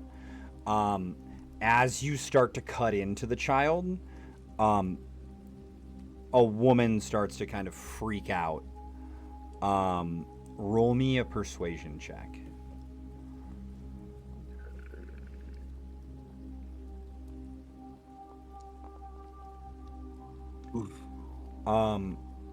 You kind of don't know what to do, but the old man seems to understand enough of what you're doing that he grabs her and he goes, "You need to let him work. I have a feeling that we should trust him." You carve the tissue away. You use some of the water and some other stuff to kind of clean the wound out. You apply one of your salves and you kind of wrap it up in some cleaned bandages.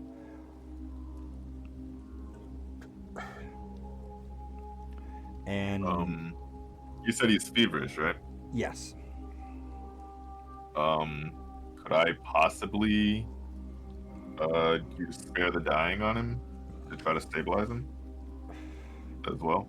So with your nat 20 medicine check, Sure. the fever is not gonna just automatically go away. Okay. You would know that as long as this wound is kept in a clean state, that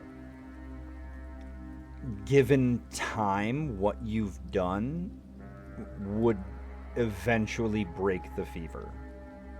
Okay. But you can tell by the state of the child, they're not going to be able to like easily consume anything on their own. it's for any type of nutrition, it's gonna need to be like liquid based, easily swallowable, like some animal bones Pureed. boiled for broth, things like that.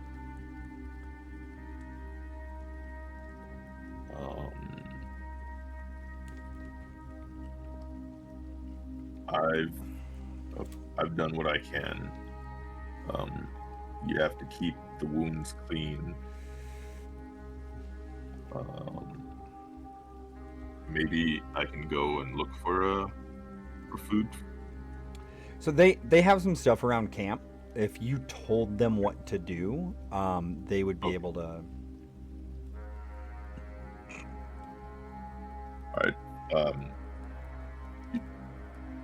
You can feed him, but nothing too heavy.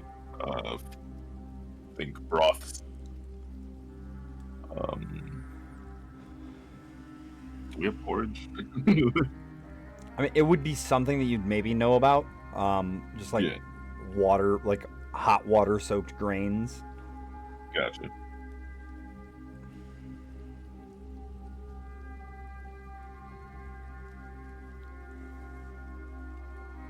I don't know how to say that. But yeah, okay. So feed him soups and porridge, and make sure the wound stays clean, and he should get better. Thank you. You can tell with his pause that he's kind of like looking for your name. Oh, I am Agasu. Yes. Agasu. Can I ask you a question? Yes, and you can call me Clarence. That's Well, the name I've been there's my given. question.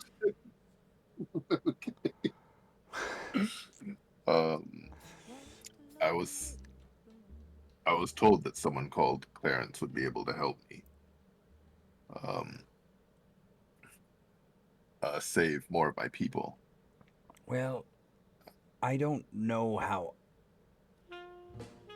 I could directly help you, but we're on our way to meet up with someone that is supposed to help us go north. We're told that there's a movement starting where we can be safe up in the northern territories. You're welcome to come with us, especially if you're willing to continue to make sure the young man pulls through. It would be much appreciated.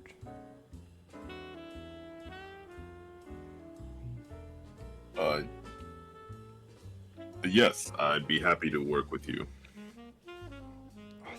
Thank you kindly. And you having helped this boy and how happy Clarence seems to be with you, everybody else kind of like starts to relax a bit more.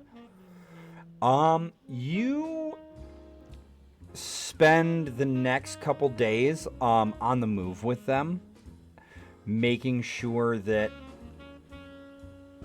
throughout your time that you're reapplying salve to the little boy, and eventually his fever breaks, starts to wake up, and it looks like things are getting better for him.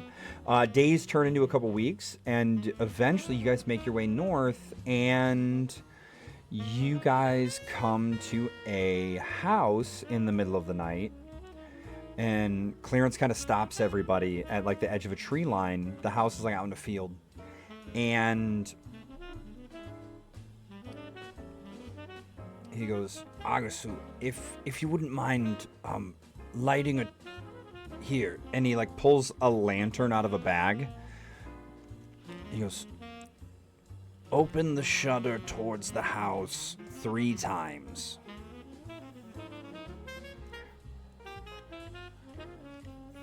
I take the lantern and Well, I light it, and then I comply. Go ahead and give me a perception check. Oh, okay.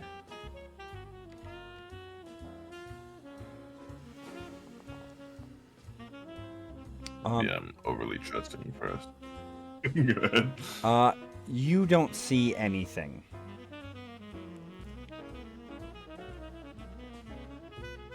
I don't see anything. Nope. There's, like, you sit Oh, there. I don't see that. Yep. So, like, from the house, there's you open the shutter, like, showing the light 3 times real quick, and you're kind of expecting some kind of response, and you don't notice anything.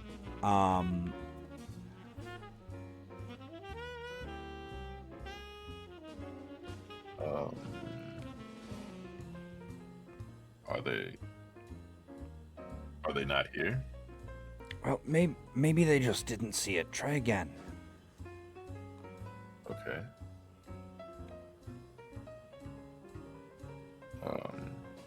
Try again. So you try again, and again nothing, and you try a couple more times, and eventually, finally, you see in one of the windows, almost kind of like hurriedly, like they kind of like oh shit, it's around that time. You finally see a response of 3 flashes of light back, and he goes, "Oh, that's the signal. We can approach." You guys approach the house, and it kind of seems deserted as you walk up. But as you get close, the door opens, and a tall, well-muscled, would you have met any Native Americans previously? I doubt it, unless they were slaves. I don't think so. I mean, yeah, I don't think so. So you can tell this isn't a white person, but it's not one of your people either. They have more of like a reddish brown, like lighter complexion than you have, but much darker than the white man. Dark hair, hazel, like dark eyes. He's got kind of like some feathers in his hair. A little bit of like paint on his face and his shoulders. And Gotcha. you see Clarence walk up and embrace him. And he kind of motions you over. Okay. Can I take a quick break? I'll be right back. Yeah.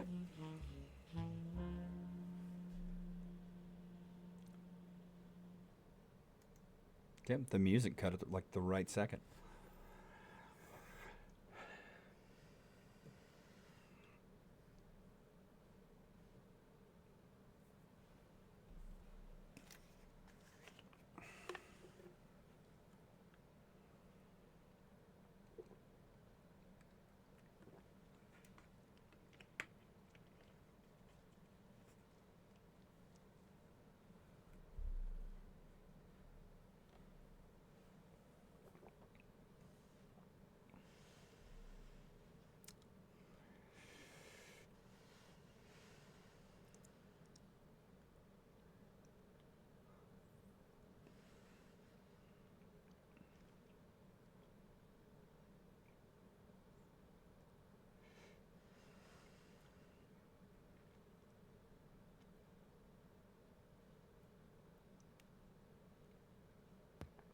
Okay. All right.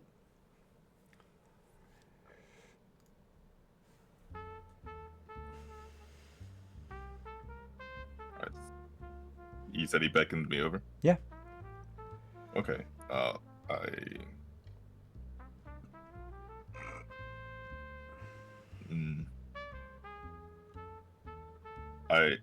I go over. I'm a little nervous about the new guy.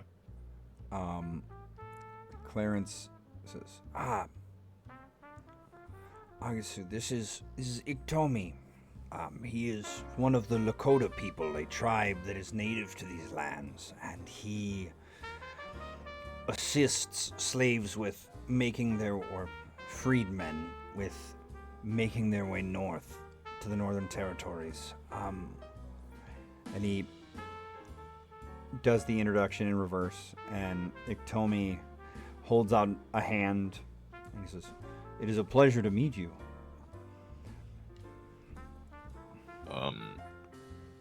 I take his hand.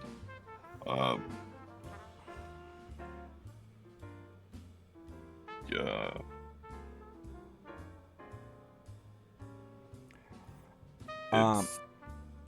As you do so, this is the first person besides the Baron whose hand you've shaken. You've worn kind of gloves, and the only person you've really touched since is the child. And they were in a delirious, feverish state for most of it.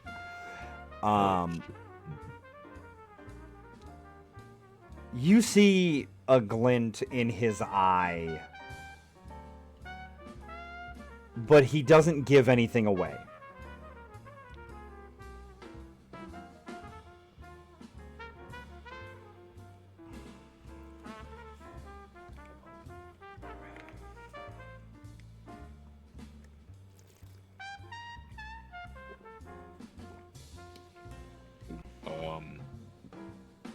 I'm grateful for the help you've been providing.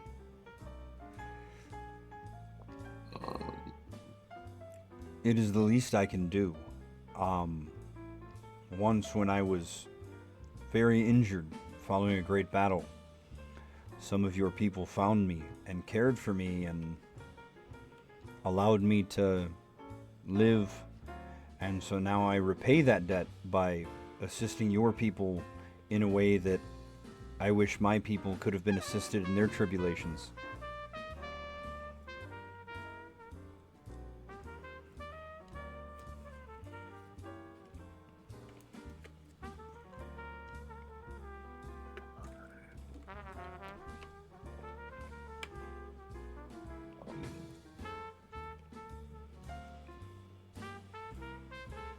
Well, I guess we've got a sick boy with us. We should bring him inside before we talk more. This is just a stopover on the journey. He will be well cared for. Do you intend to make the entirety of the journey north, or are you looking to provide some more assistance where you can? Your skill set seems more useful than the average, if I may be frank. I have I need more to- people that I'm sorry. No, it's not your fault. Just like anything with voices winds up getting pinged by Twitch as copyright. Oh, the music. Yeah, Okay. yeah. Shit, what was I saying? Oh yeah. I'm actually gonna...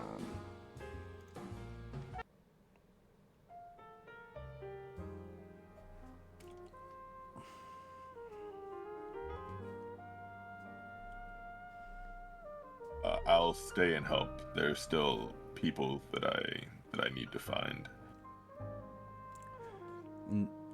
I will assist them to the next person that they are passed off to on our journey.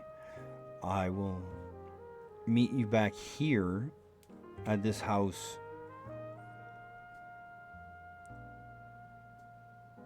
Let us say in 1 month's time. I'll be here. He pats your shoulder. Clarence thanks you again. And Iktomi gets them moving along to the next stop.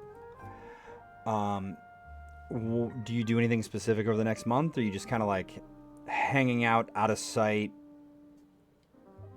waiting for your next meeting with Iktomi? Yeah, I'd stay in the general area. Maybe get some more herbs, collect some more stuff. But I'll stay around the house since I don't want to miss him.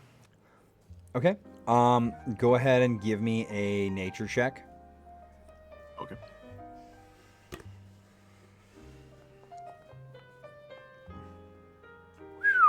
You find all the herbs, man. Every single one of them. Any herb that you could think of that is native to this area, you've mapped out exactly where they are. You've gotten yourself a little stockpile of stuff, and you start to create kind of a pretty good stock of different like herbal remedies and medicines and stuff while you're here waiting as well over the next month. And eventually, Iktomi, as promised, returns.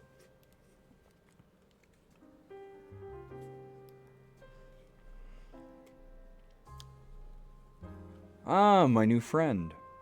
Glad to see you haven't decided on another course of action. I have a feeling that your skill set and your expertise could be of good use.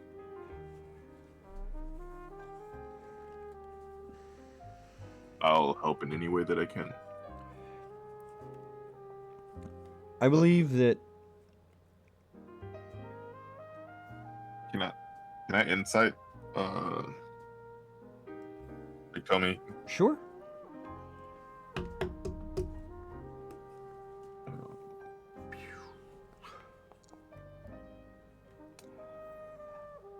He seems fairly trustworthy. Though there does just kind of there's something in his smirk and the look in his eyes that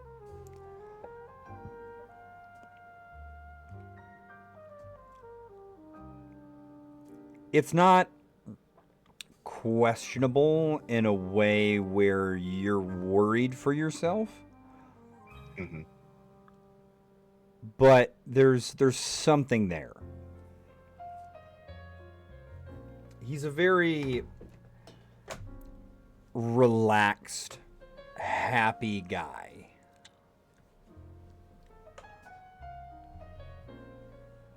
How suspicious. No.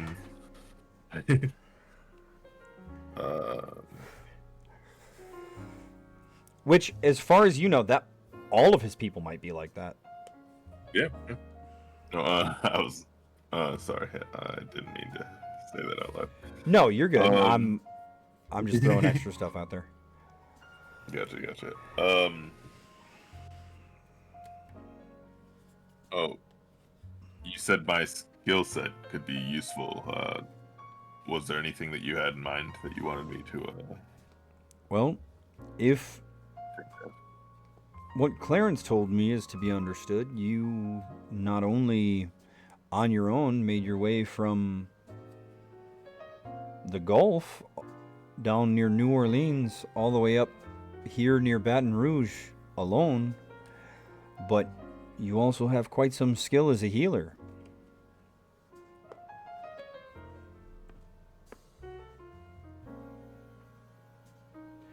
Yes, back home before they took us, I used to work as a healer in my tribe. Ah, you were a medicine man. Yes. That is my people. We have healers and wise ones and practitioners of the white way who use the magic of nature and the earth to ensure our people's prosperity and help those in need. It is a noble calling.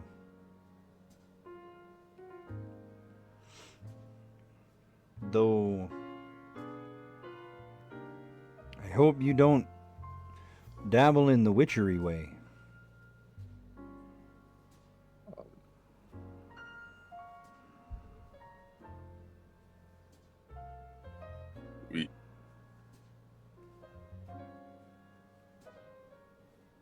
We have our own magics there.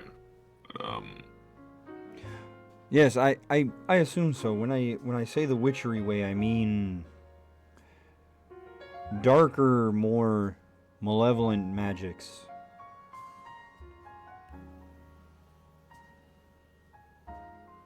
That is what we call our the practitioners who stray from the path of good. They dabble in what we call the witchery way. Mm, Anyways, on to more like seeing your like kind of uncomfortability. Um, he kind of steers the conversation away. He goes, "I believe that you could be of great use if you would be willing to do what I do from Baton Rouge up to one of the northern cities between New Orleans and Baton Rouge. If you could assist your people with getting here to this location, it would kind of connect a link in the chain, so to speak, where we reach all the way down as far south as we can in this territory."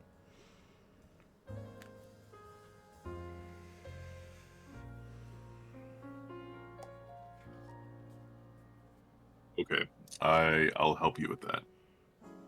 Um, as a favor, um, I have a son. Oops. Named Ifidio. If you run across him, could you let me know? I will keep my ear to the ground. Thank you. He kind of pats your shoulder again. He says, "I will be here on the night of every full moon to take the next group north."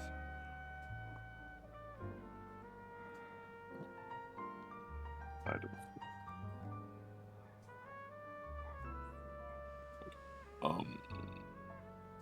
Okay. All right. So then I thank him, and I guess I head back south. All right. So you spend the next 2-3 years bringing groups of runaway slaves to this house, handing them off to Iktomi. He takes them on to the next stop. Each time you spend maybe a day or so with the group as they get ready for the next leg before you head back south, and they and Iktomi head up north. You start to get to know him a little bit in those interactions. As I said, he's a very kind of happy, kind of mischievous guy. No malice about him at all. But you do get the sense that the original story that he told you about him being wounded in battle and your people helping him may not be the whole truth, and that there's something more out of this that he's getting that you can't seem like, there's something else that he's got to be getting out of this, but you can't seem to wrap your head around it. Nothing that you think of makes sense as to what he would be gaining from this personally. And eventually, not through Iktomi, but through the other groups that you've taken north, you finally hear word of a strong young man on a plantation in southern Louisiana, somewhere between Baton Rouge and New Orleans, who has the same name and matches the description of what you would think your son would look like by this time in his life.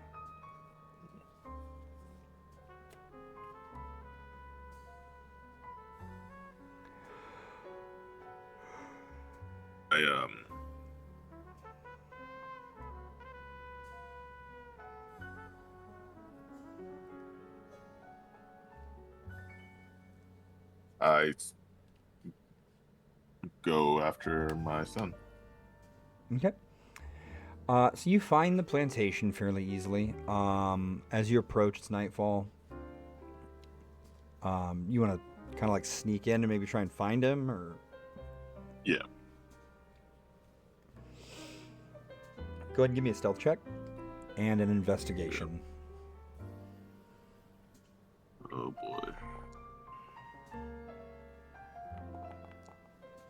Big fat question marks. So you sneak in. A couple times you almost get spotted by roving guards, but you eventually find the barn that is being used as the sleeping quarters for the slaves on the plantation. As you slide your way in, you hear gasps.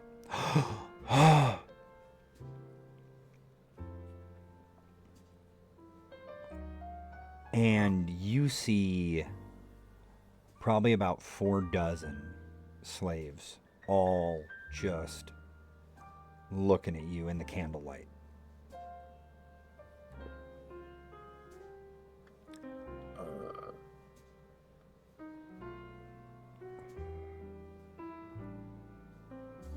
Can I do like a perception to see if I see my son? Sure.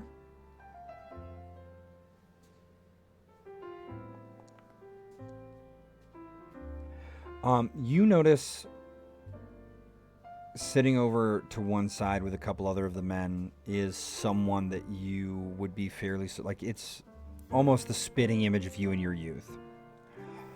And you hear whispers of, "It's him. It's the man in the cloak. He's here to take us north. He's gonna help us."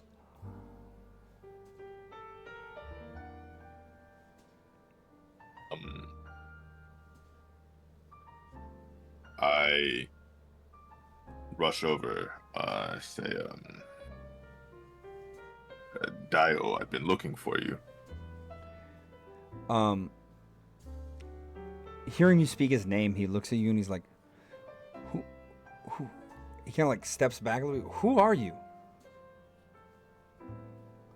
It's me, Agasu. I'm your father. "My father?"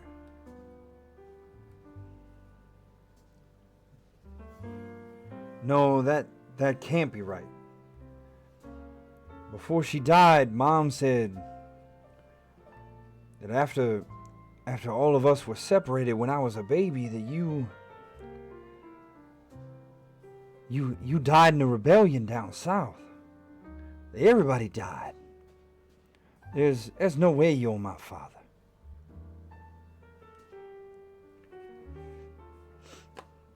I fell in battle, but I didn't die. I was injured, and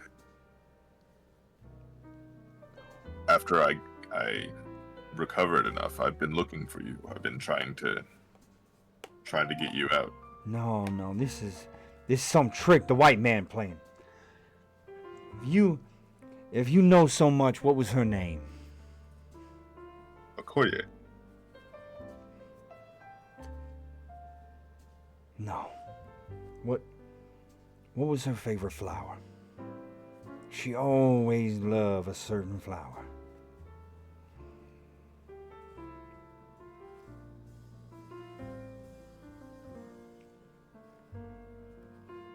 She told me you used to pick them for her and bring them to her while she was pregnant with me and she couldn't be working in the field.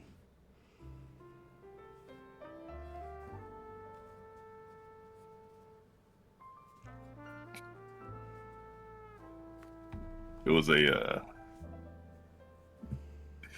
purple heart-shaped herb. The Wakanda.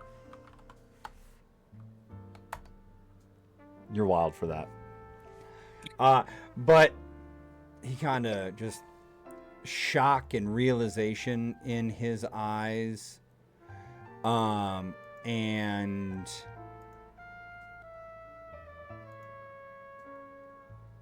he realizes that you are indeed his father.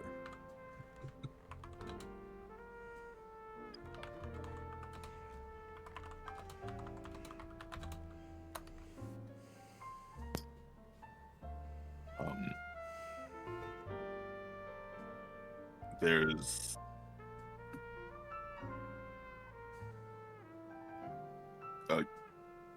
you and your friends. Well, you and the other people here. If you come with me, I can take you to a man who can help get you free. Oh shoot.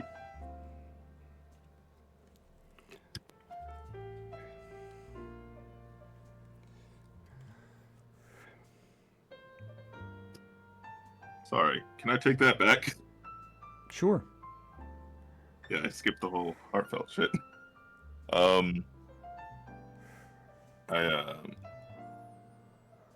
mean, can I hug my son? yeah, you can hug him.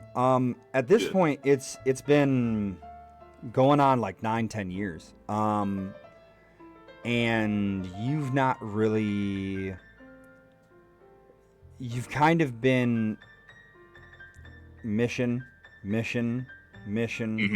goal. There's not been a whole lot of time for feeling things. So it wouldn't have been potentially out of character for you to have glossed over that either. So whatever way you'd like to play it, but being very straightforward and down to business wouldn't have been a bad RP choice either. Okay. And if me throwing stuff out there like that, like especially like when it's just like one-on-one right now, if you'd rather me not and just let you do your thing, I can do that as well. I just know that you had said before, like RPing isn't always your strong suit, and so I'm just trying to help a little bit. No, you're good. You're good. Because, like, think about it this way, right? Like, because I know the kind of the vibe you're going for, the character that you had in mind. Right. The instances where he starts to feel things, and all of a sudden it's just like, if that was a thing you were looking for also, a combination of the undead thing and the not really being societally in touch and being so, like, singularly minded on the task at hand for the last almost decade, could have not as, like, plot-wise and, like, magical system-wise as that character, but more in a natural way could have gradually happened to you. Gotcha. So, whatever way you'd like to play it off.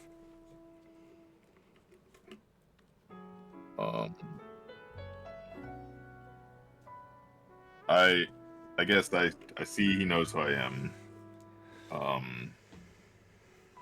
We can probably catch up after we're in a safer location. So I would go with the first plan to try to get the people out. Yeah, so as you say that, he, like, for a second, he just goes, "My father's the cloaked man. And he's been doing it to try and find me? I'm living in a fantasy land." And after just, like, kind of like a moment of shock, you see that, like, that same kind of, like, drive to purpose that you have has been passed on to him a little bit. And after that moment of collecting himself, he kind of, like, snaps himself out of it and he springs into action. And he starts, like, going around and getting people up, getting them ready, going, "This is it, guys. We're getting out of here. The cloaked man's gonna take us, and we're finally gonna get out of here. They all gather their things, and you want to like kind of like post up at like maybe the door, watching for like the patrol routes, the guards, to see when a good time to head out is. Yeah. So Go ahead. I won't make you make a roll for it, since you're gonna like spend time Oh. doing it while he's getting everybody ready. And so because you're sitting there and spending time watching, eventually you kind of start to notice a pattern, and you see a weakness in the pattern that you had identified in order to be able to come in to the area. But as the night has progressed and the guards have gotten lazier and more complacent, that window has opened up wider, and you're fairly certain that, timed correctly, you can get them out of here. Okay. And I'm going to go ahead and make a roll real quick to see not how well you do, but how well they do in potentially discovering you. And that's going to be a 4. You guys make it out unseen. It is a fairly large group, though, and so within a couple hours, you start to hear the sounds of pursuit. Hold on.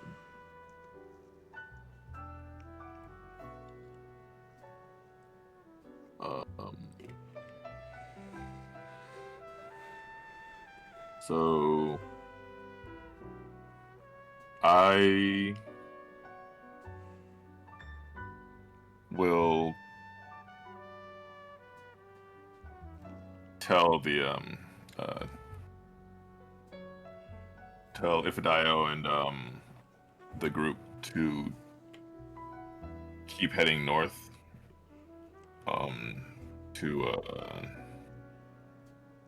to that house, and I'll try to see if I can distract the people that are chasing. Okay, how are you going to do that? Also, mind you that house up north is a solid like week and a half to 2 week journey, maybe even longer with this many people. This is the largest group you've ever tried to take. Normally it's less than a dozen. You're looking at between 30 and 40 people here. Okay, hold on. There are some spots along the way that I would say that you would know as like locations that would be fairly easy to hide out and easy for them to find, that you could describe, that you could have them wait for you. Yeah, well, I was thinking I could try to circle around, but I'm looking at my shit. And I did not plan for stealthy stuff.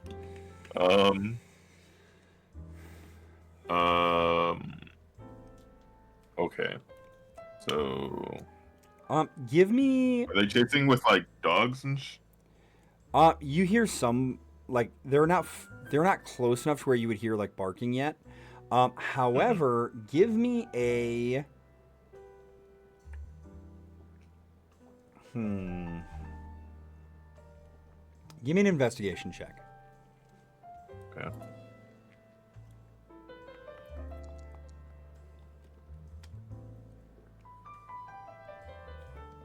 You remember maybe about 200 meters back, you saw some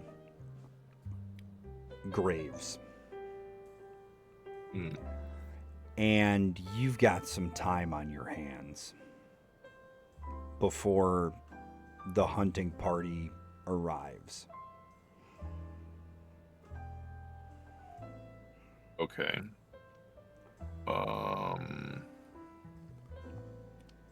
Can I do like a a ritual to try to bring up some simple, I don't know, like zombies or something. Have them maybe You change the. can indeed. Nice. So I'm assuming you send them on their way, that you don't want them seeing this. Right, yeah. Okay, so they head out. You head back to that graveyard, and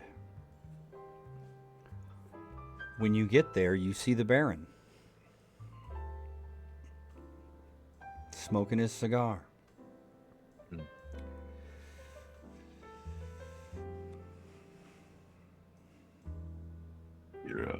You're always there, aren't you?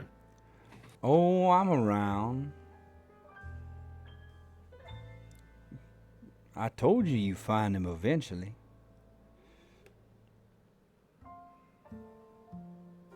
Yes, he did. I suppose I should thank you for that. Oh, you thank me all right.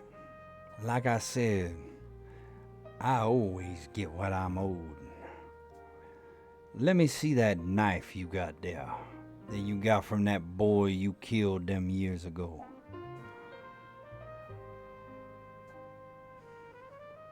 I hand him the knife. You see him hold it in one hand, and he pulls something out of a pouch inside of his jacket, and he like scatters some stuff over it, and he starts to speak in a very old, archaic tongue that you recognize a few of the words from being a practitioner of the arts, but this is some stuff that is very old and very potent. This is direct magic of the Loa. And he hands the knife back to you, and he says, that should help with what you've about to do. That one's on the house. I'll be coming back for my favor another time. And he walks away and fades into the mist. As you start to do this ritual that I'm assuming you've never attempted to summon the dead before. Yeah, right. You kind of feel the knife guide you in what you're trying to do.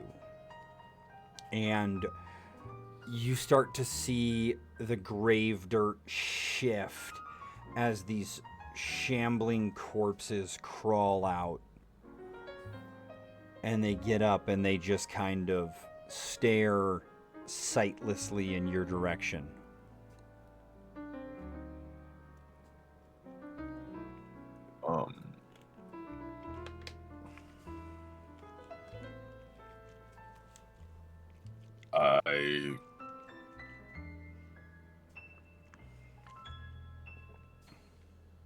I guess I'll question it later, but for now I'll tell the corpses to run in the other direction to lead the pursuers away from us.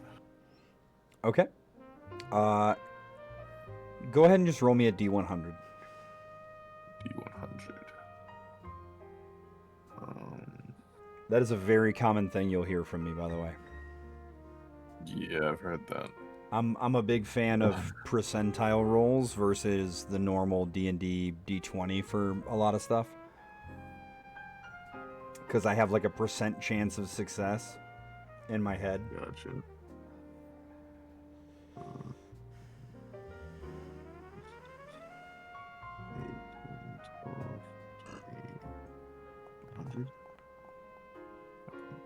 Okay. So that's going to work. And they head off. And do you wait around or do you start heading in the direction of the group? I head back to the group. I don't want to go on too long. All right, go ahead and give me a perception check.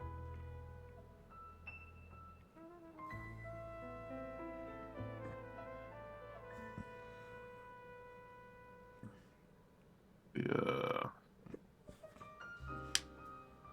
Changed on me. There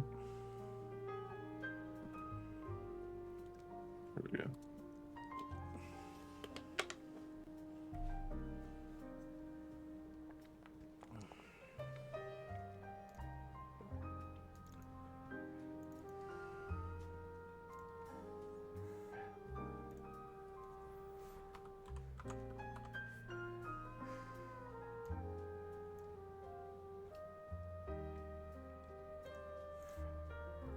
Also, you can check your bag for what is essentially your knife.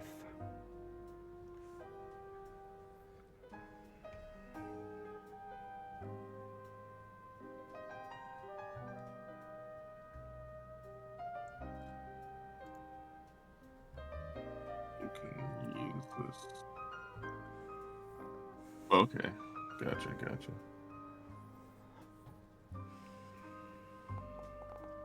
Oh shit, sorry. Woo! What are we rolling that for? I didn't mean to. Well, we'll save that one in the bank. So, for your perception check, you hear them getting closer and closer and closer as you're moving away. It seems they're probably mounted and they got dogs with them. And then all of a sudden, they start to fade off into the distance as they catch the scent of your freshly dug up corpses that are shambling away to distract them. And you safely find the group, and you guys start making your way north. All right. You spend the next 2 weeks traveling north with your son and these other slaves that you freed from the plantation he was on.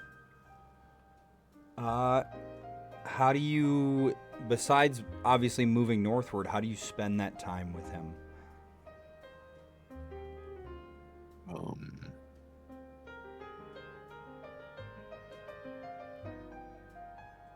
So like,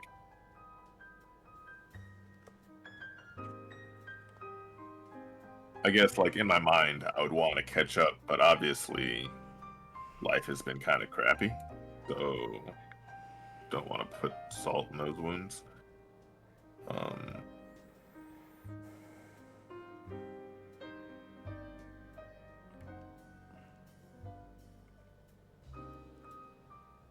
I'll say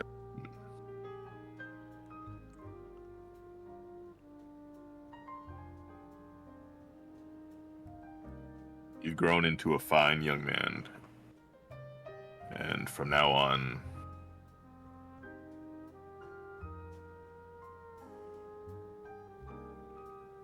you don't have to go through things alone.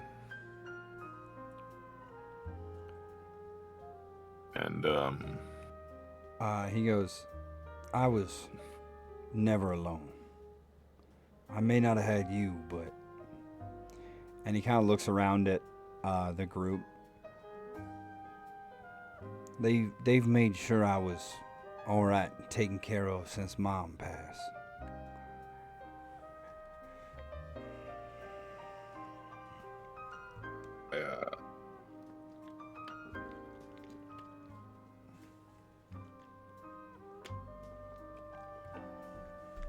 thank you all for taking care of my boy.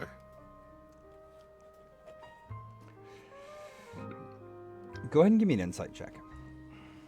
Cool.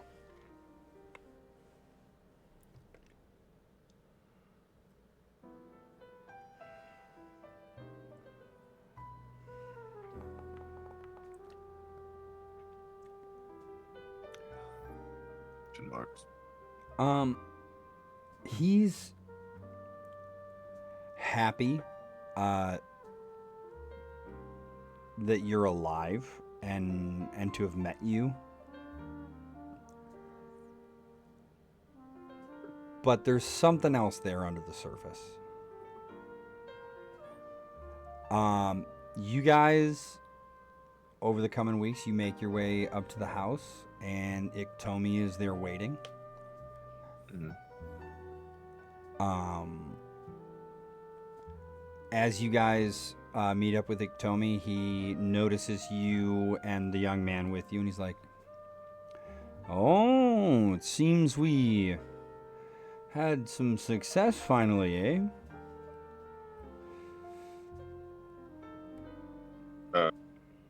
Yes. Thanks to your network, I was able to save my son, or find my son. Sorry.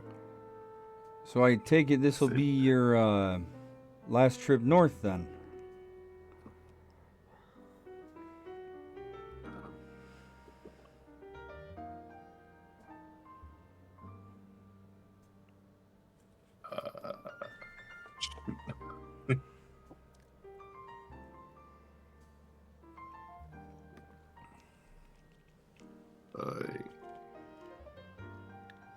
I have to make sure that my son is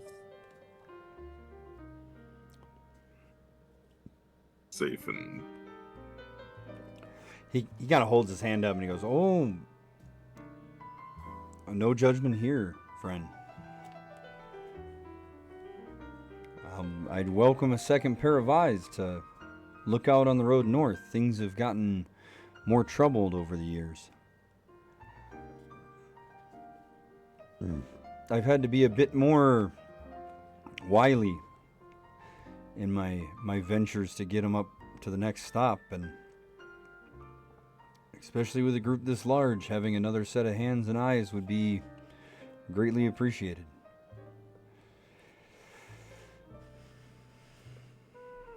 I can't thank you enough. There's no need. Like I said, I do this to repay a debt.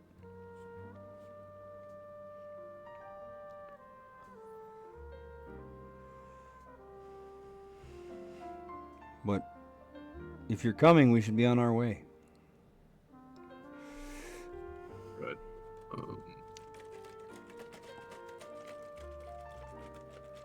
Okay. Then yeah, I'll head north with him. All right. As you guys head north, go ahead and give me an insight check for the journey. Okay. And this will encompass just the journey in general, your son, and Iktomi. And I'm actually going to pull this one as your nat 20 that you had earlier. Don't worry about it. Don't worry about it. We're gonna average. We're gonna average them out to passable. You start to notice that that feeling you were getting of something like kind of like underneath the happiness from Iktomi. I mean, not Iktomi. Your son is there's still a little bit of distrust there. Mm-hmm. And you start to notice him trying to catch glimpses of you when you're not paying attention.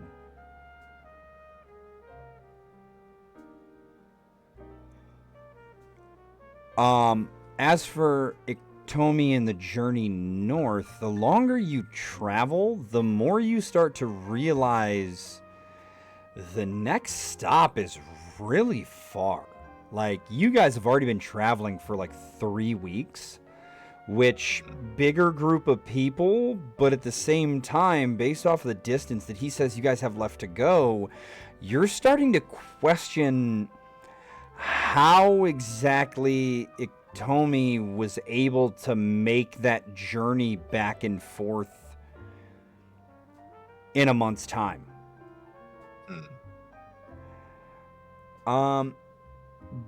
But you guys, between you and Iktomi, reach the next stop on the railroad without much trouble.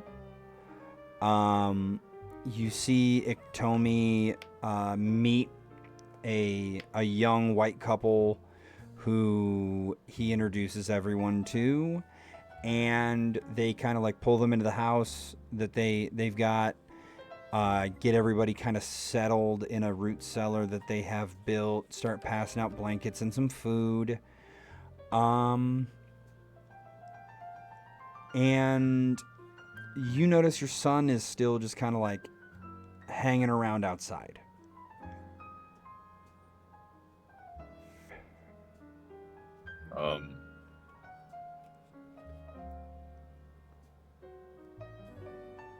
I go over to him. Why is something wrong? Why don't you come in? You know, I got a question for you. I know they taking to calling you the cloaked one, but it's mighty weird that you don't take your hood down. It don't seem like you sleep. I don't know that I seen you eat a damn thing in the weeks that we've been traveling. And I'm gonna be honest, it would be nice to see my father's face.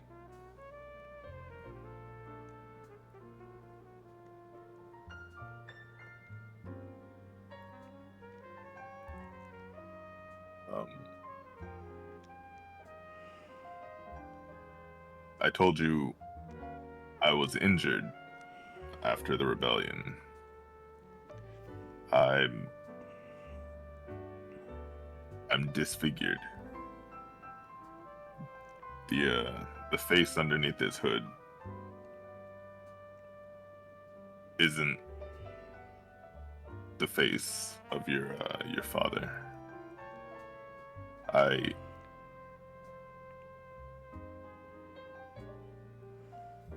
I don't want you to see me like this. You know, no matter how bad it could look, it's still the face that fought to try and save me and Mom. And that's all that matters.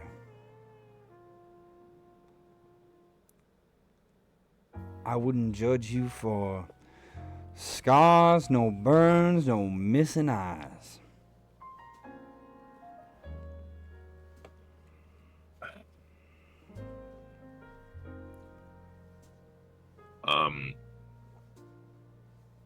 Can I do an insight before I?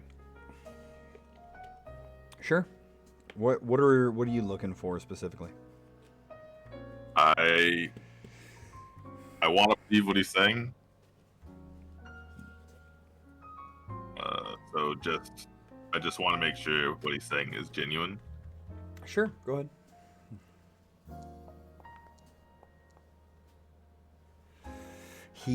He's being honest that he does not care how injured you were.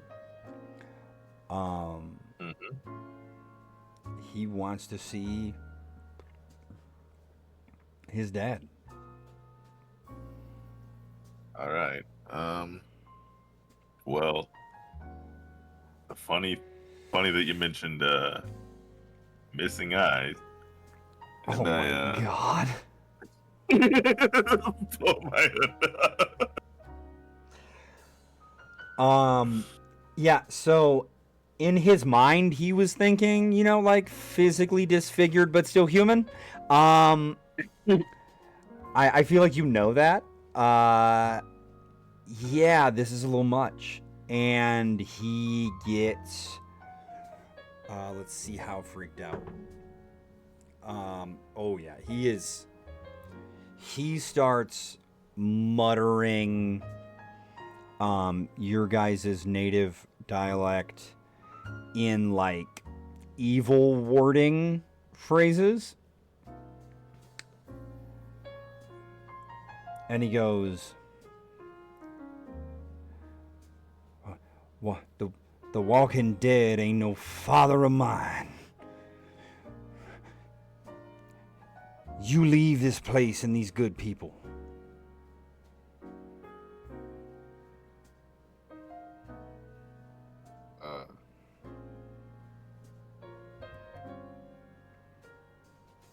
I pull the hood back over.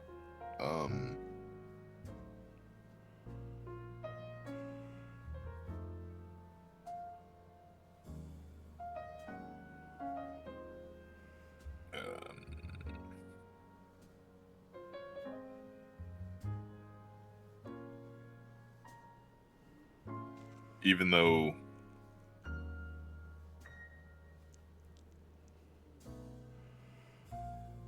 you might not believe me, even though I'm like this,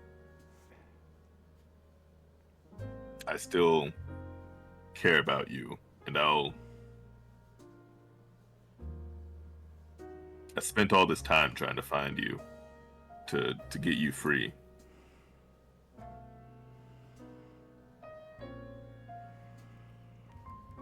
I'll go now if that's what you want, but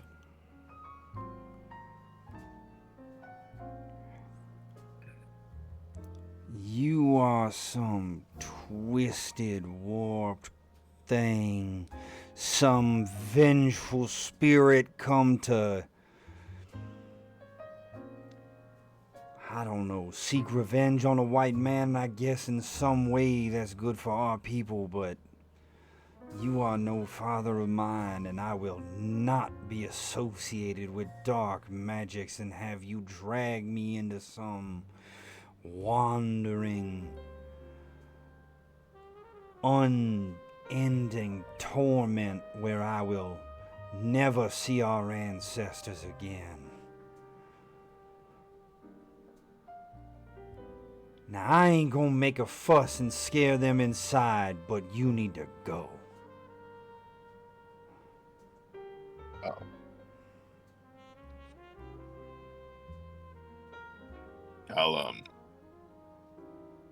I'll go. All right. Where do you head?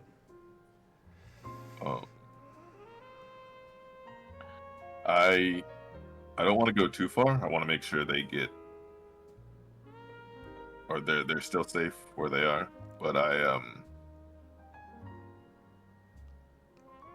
gonna keep my distance from them. So, as you walk away from the house and past this barn outside, as you pass the back end of the barn, kind of like heading towards the tree line, you hear another set of feet kind of fall in step with you, just kind of like off back to the left of you, kind of giving you space, but still like moving at a measured pace that matches yours in the same direction.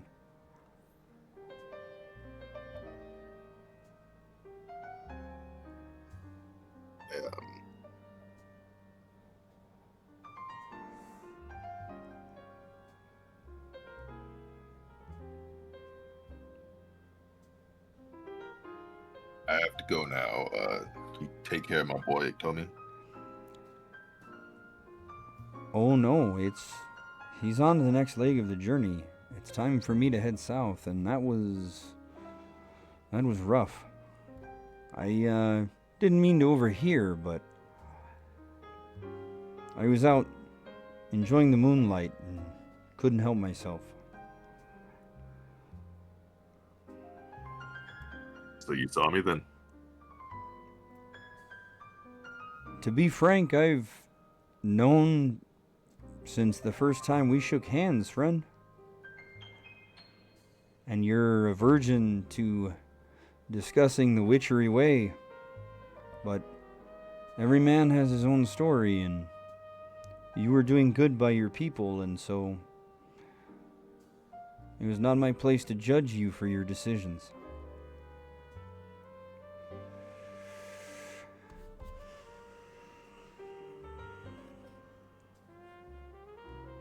I wish my boy could have seen it that way. Well, he's lived his life under the thumb of the white man and is not as in touch with the spirits as you and I. He doesn't understand how the world really is and that which lies just beneath the surface. Though I will say that the way things are going, an appearance such as yours can't stay hidden long.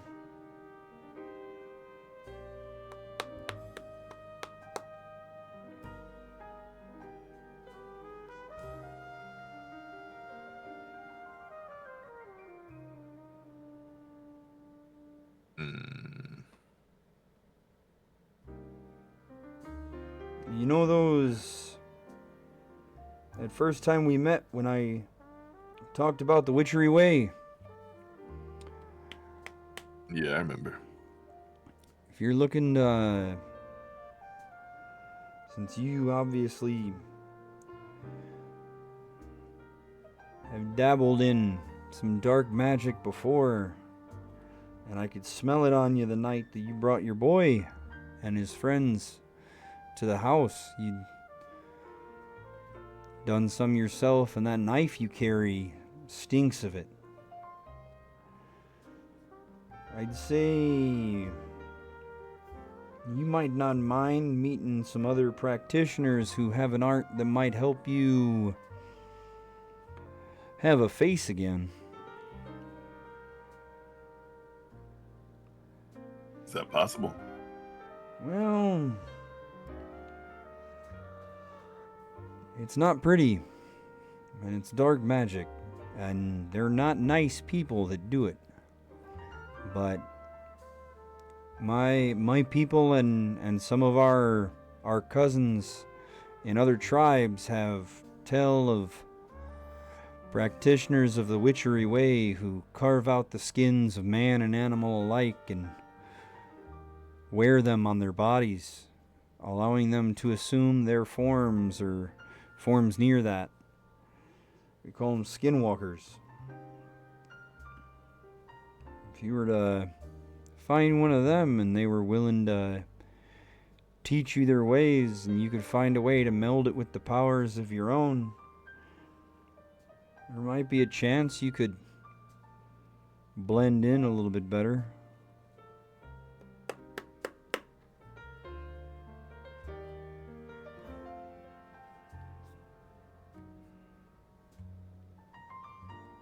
Why have you waited till now to mention this?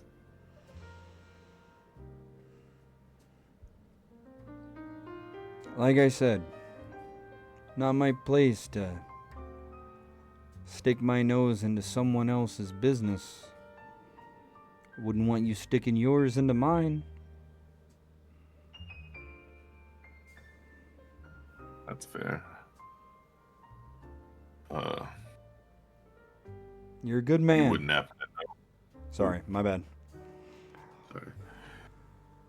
You wouldn't happen to know where I could find one of these skinwalkers.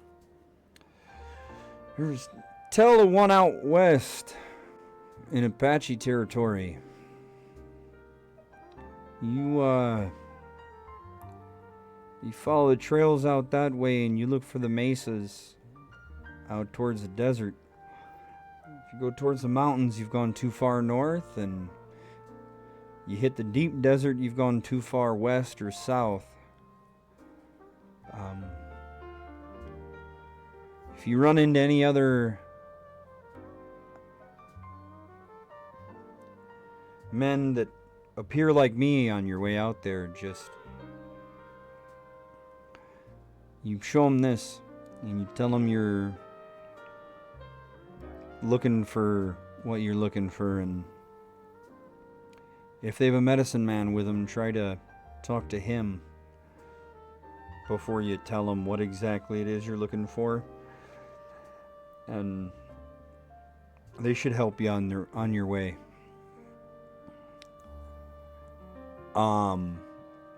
He goes, I can tell you're a good man. You're trying to do right by your people, and in a way, that's all I'm trying to do as well, so I don't mind helping you out.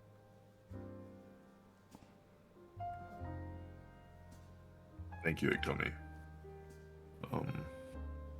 Thank you for your help over these years. You've done more than you could ever know for me.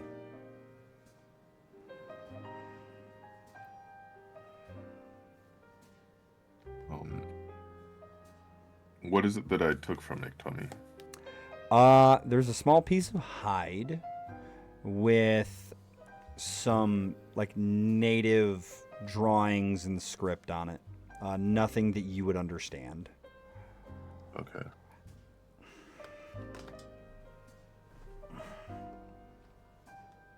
What do you mean I helped you? Like I said, let's not stick our noses in each other's business deeper than they need to go. No, you're right. And he pats you on the shoulder. Well, time for me to be off then. And he heads back south. All right. I guess I'm going west then. All right. Go west, young man. Haven't you been told the world is full of whiskey, women, and gold? So you head out into the Wild West. We're now in the mid 1820s. It takes you months of traveling to even start to see major changes in what you're used to.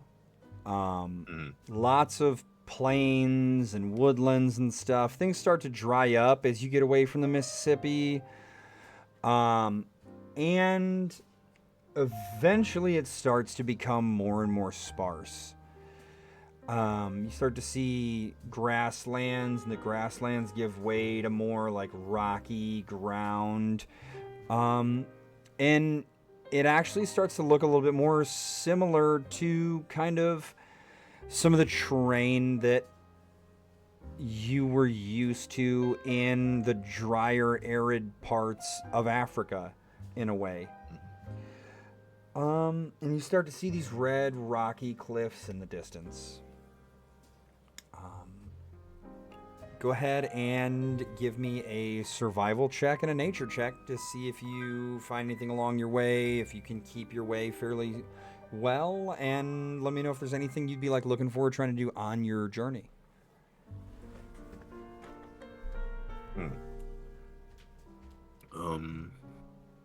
Alright, survival, nature.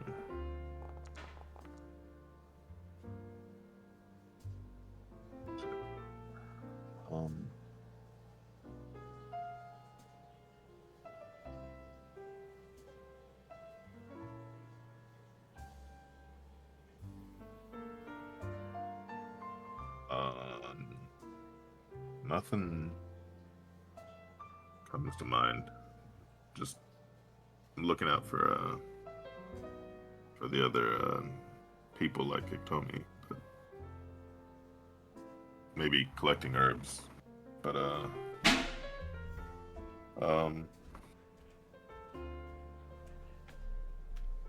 see.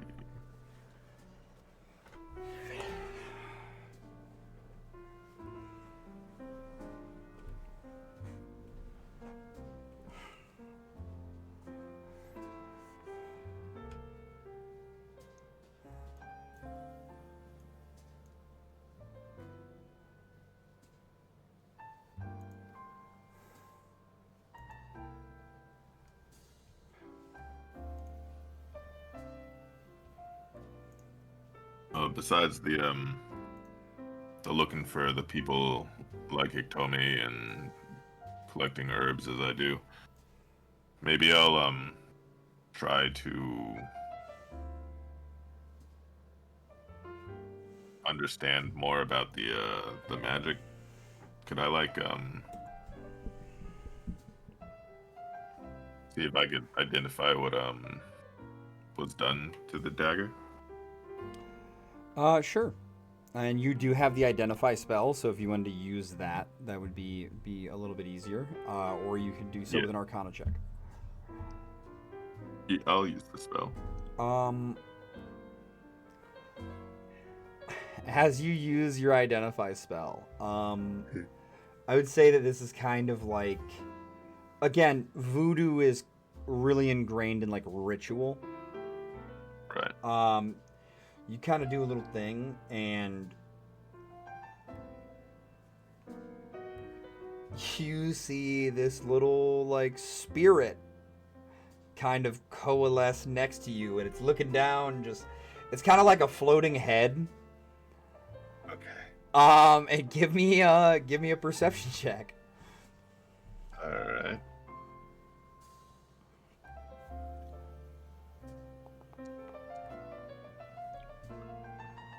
Come on. How do you say your character's name right now again?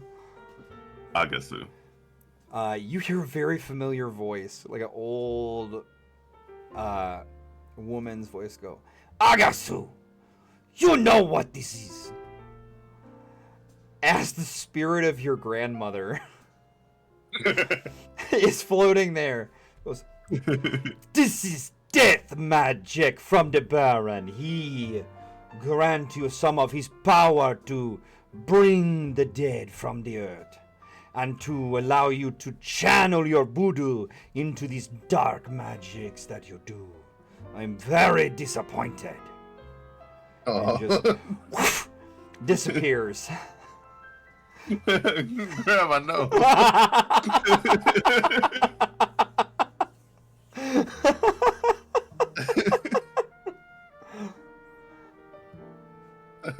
that's tragic.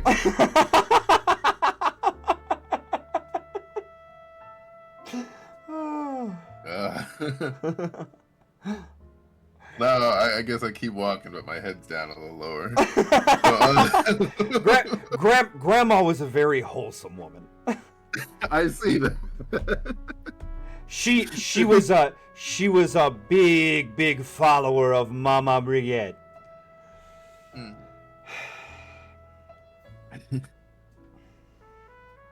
That Baron be trouble he do. His wife, she good woman though.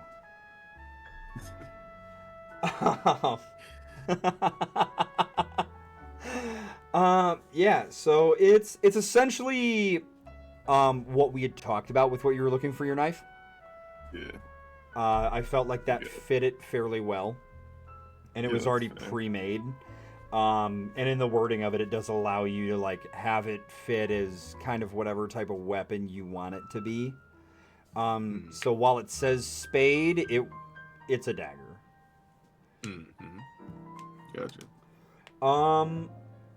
It would count as magical for the purpose of stabbing someone, which is nice. Mm-hmm. Mm-hmm.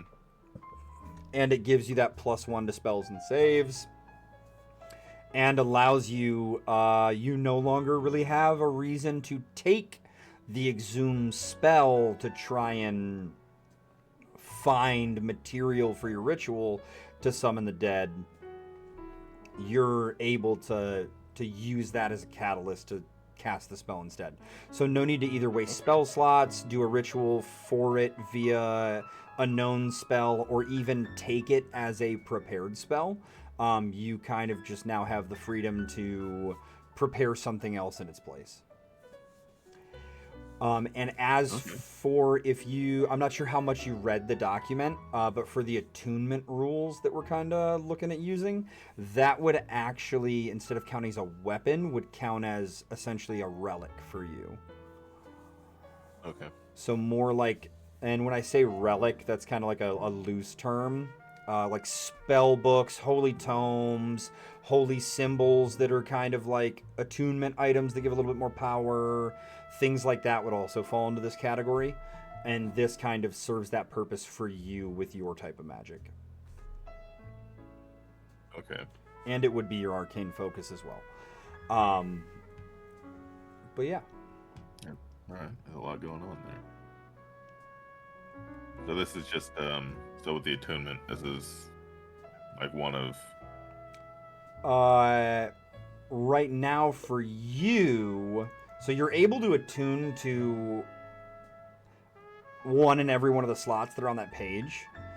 If you go over your proficiency bonus in attuned items, the higher you go over your proficiency bonus, the more and more likely the ability to handle all of those magic items becomes unstable. Okay, I gotcha. So stick to what we got. You, in a pinch, or if you found something worth taking the risk of some backlash potentially in in a really unlucky scenario. You could exceed, Mhm. you can exceed it, but if you want to play it as safe as possible, your proficiency bonus currently is 2. So you can safely use 2, and Oh, I see. anything over 2 incrementally increases the chance of a little bit of overload happening from you trying to manage that many magical items. Gotcha. Okay. Yeah, you're able to fairly well keep your course west. It's a big world, and it's not as populated as it is today. You see signs of civilization here and there. Most of it is white settlers that I assume you kind of try and steer clear of. Yeah. But eventually on your journey west, as the terrain gets more and more sparse, you see along a creek a couple of tents and some horses and some people that look fairly similar to Iktomi. Okay.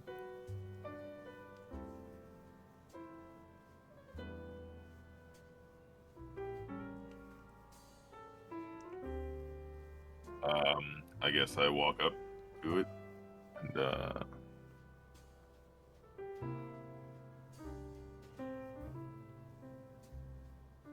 try to introduce myself to them. They're a little startled at first. What language do you try to speak to them? I guess I'll use my language, but I'll say a man from the Lakota told me that I could find some help out here if I could find a medicine man. They are very confused by the words you're speaking. One of them kind of has a bow drawn pointed at you. I was hoping they would notice the word Lakota and medicine man. So Uh, do you try to like say those in like English? yes. I'll say them how I heard them from Iktomi. Hearing them in English, one of them in kind of like rough English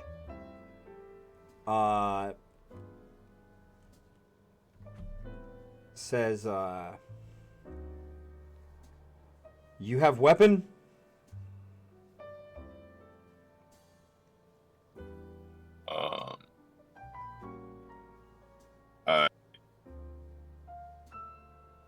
I put my hands up and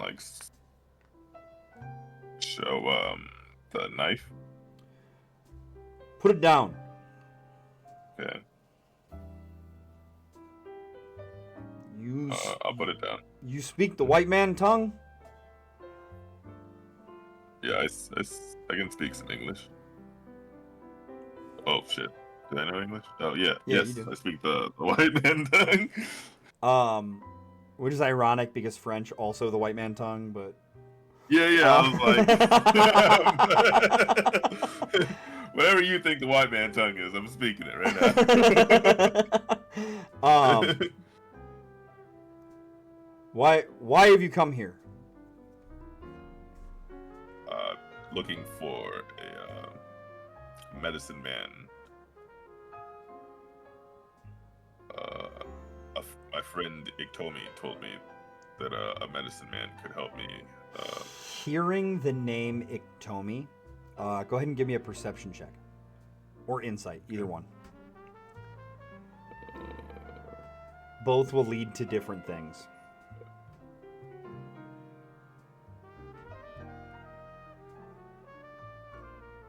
I'll do perception. He said it first. upon saying Iktomi told you to find a medicine man, they all just kind of like cock their head at Iktomi and medicine man, and they just kind of look at you incredulously, like, bro, what did he just say? An old man kind of shuffles forward and puts his hand on the one that's talking to you shoulder and says something to him. And he says, our medicine man wants to know who this Iktomi you speak of is.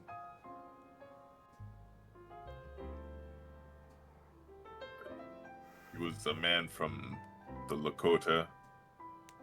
He was helping to free my people and take them north. Many miles away. Do I use miles? Yeah, shit. Many steps. Yeah. They really look confused by this. The medicine man kind of like shoos everyone else away and motions to you to come with him, and the young man that speaks English comes with him to a tent. Okay. You guys sit down inside, and the medicine man just starts talking in a language that you've no idea what he's saying. And after a long stream of him speaking, the young man goes, the medicine man says, he is unsure why you would say that you were sent here by Iktomi, and he is curious as to what exactly you are looking for and who your people are. Your language that you addressed us in initially, besides saying Lakota and Medicine Man, is not known to us.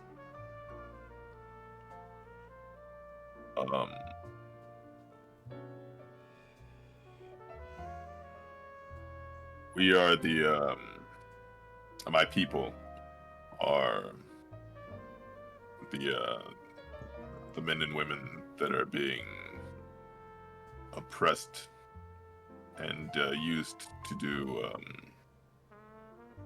labor for the white men. Oh, you are the burnt ones. Yep.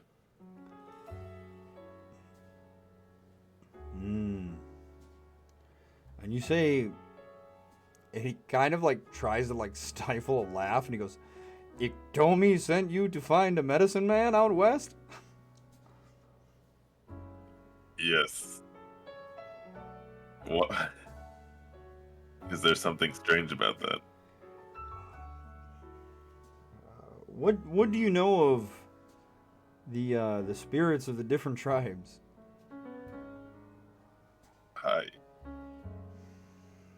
I don't know anything about the spirits of the tribes. Do you have what's the word? They're mischievous. They do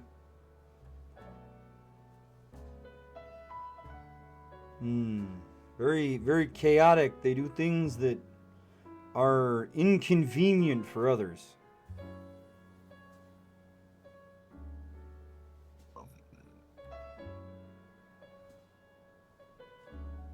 Demons? No, not demon. They're good, but they do trickery. Yes, they're of the trickery. Oh. Iktomi is the name for the spider spirit, who is a spirit of trickery for the Lakota. We've got a trickster spider too. Oh. We are the Apache. We are another tribe from the Lakota, but we too have lived on this land a long time. What is it that this Iktomi sent you to find? I have a condition that it said that I could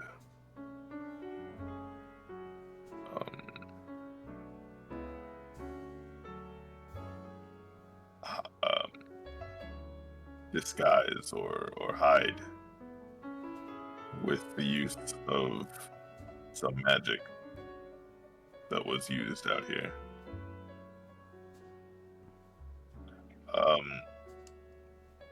Can I show them the leather? Who's it? Sure. So you hand it over. They unroll it, and they both kind of like wide-eyed for a second. And the young man repeats what you said in their native tongue to the medicine man, and the medicine man gets very. Give me an insight check.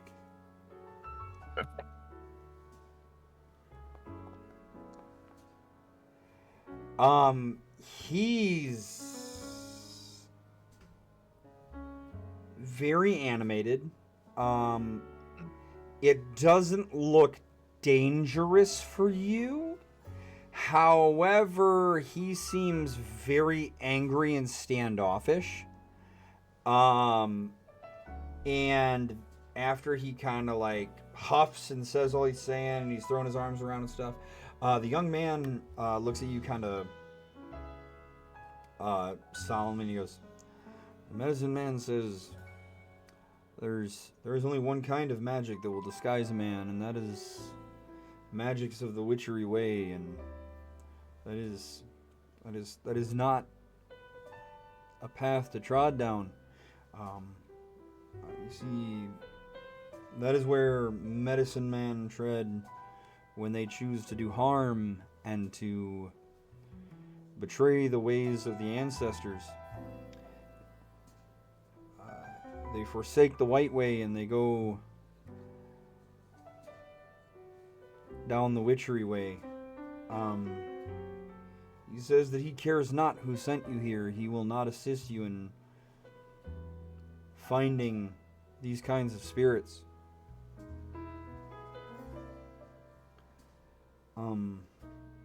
However,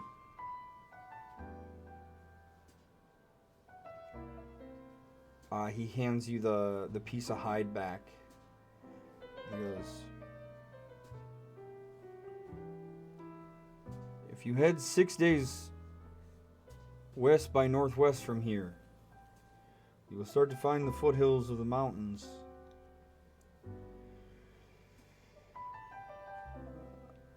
There, in the caves, once lived a wise woman who fell to the witchery way.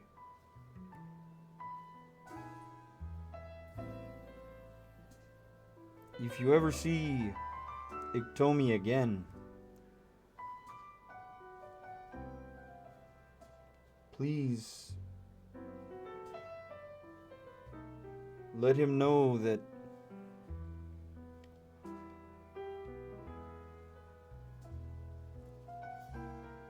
despite the wishes of my elder, I have helped you in this task. While I do not believe that the trickster spirit of the Lakota sent you here, it's not something I'd like to risk.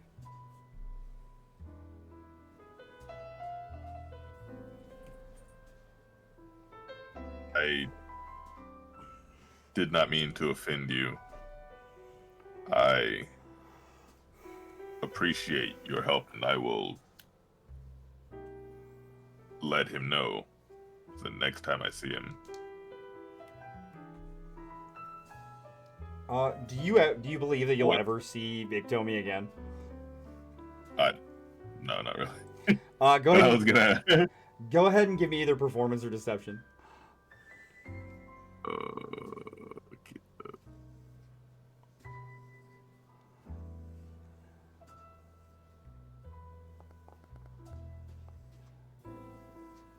He's like, thank you very much. Uh, May the spirits bless your travels.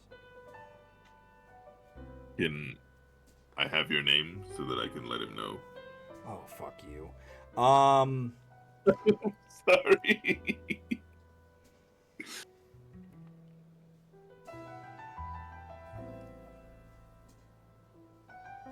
My name is Big Bear.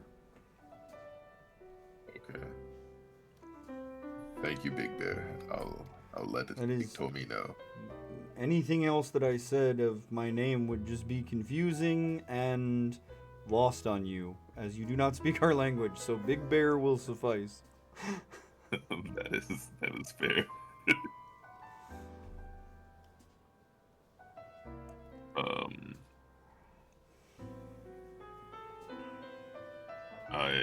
I'll head out. Alright. Can I get my knife? Oh, I had assumed you picked it up when they said come with us. Oh, okay. Yeah. If you hadn't, you're gonna need to give me an investigation check to find that bitch. I'm just kidding. No, so you make your way west by northwest. Give me a D100. Well, no. First roll me a D6.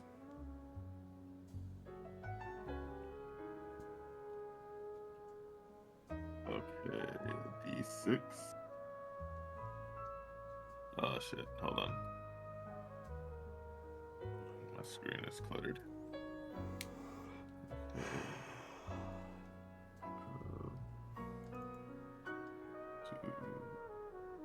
This one. Okay, now roll me a D4. A D4. Yep.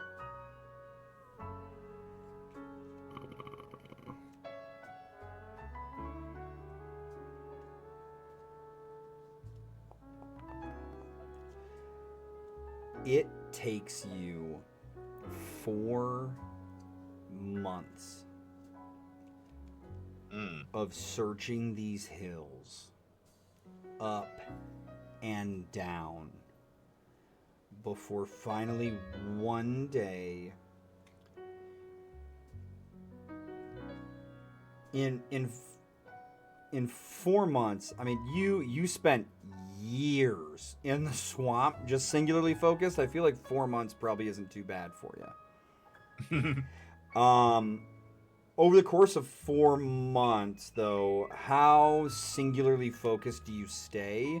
Do you start to give up hope at all? I guess I might start being a little doubtful since they didn't seem like they wanted to help. Okay, that's fair enough. I mean, I lied to him, so why didn't he lie to me? So... That's fair. Eventually one night you see this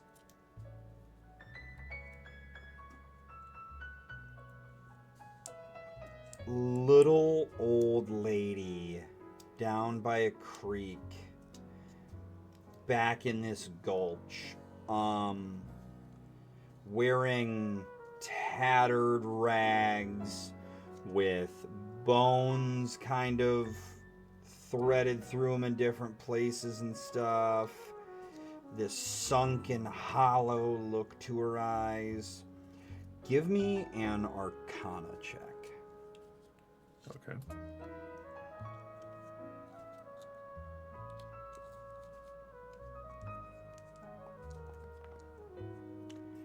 Game recognized game. This woman is dabbling in some dark shit. The magic is distinctly different from yours. However, it gives off a similar aura.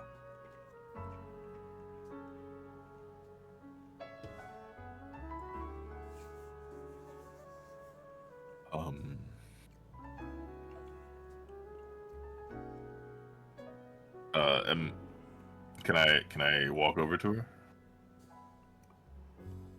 Sure.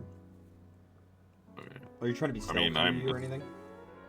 No, I assume this is the person I'm looking for. Oh, shit. I don't know if they didn't talk about her like she was a good person, but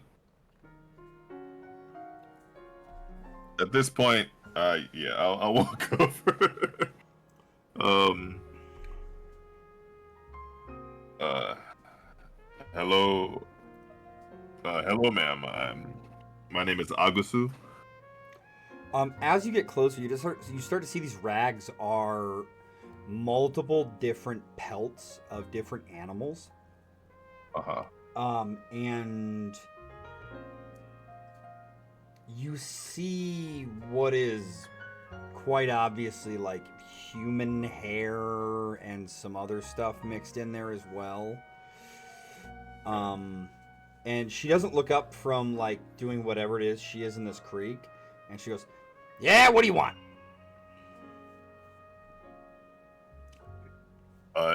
Iktomi sent me. He said I could learn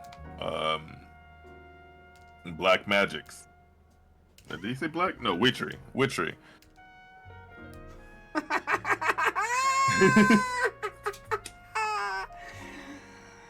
You mean to tell me that the Lakota spider spirit sent a dead thing to me to learn the witchery way? Yes, ma'am. Is this a prank? Is this one of his tricks? The spider spirit's playing tricks? An awful lot to go through for a prank.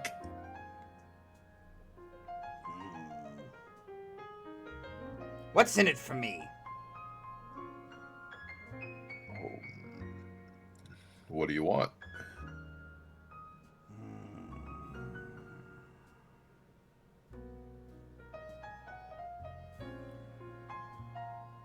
When we're done, I want that dagger.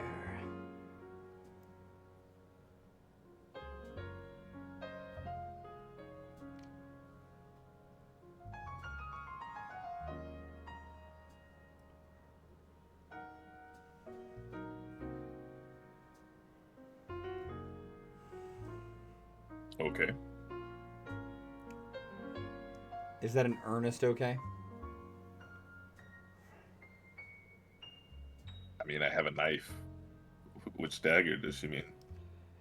She gestured specifically to the one blessed by Baron Somni. Then no, it wasn't an earnest. Okay. Go ahead and roll deception. Yeah. Ooh, you got lucky. You got to beat an 11. Okay. Let's see if I did get lucky. Woo! She reaches out her hand and goes, A deal's a deal? Sure is. You shake it. You see the paint on her skin glow and the runes on your bones glow. And she goes, Well, follow me. She totters off towards the like rocky, like higher elevated areas, and you smell cigar smoke.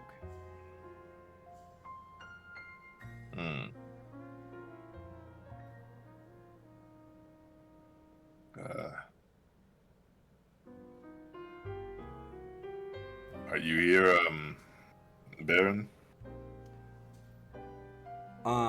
You hear a whisper in your ear. It's time for that favor.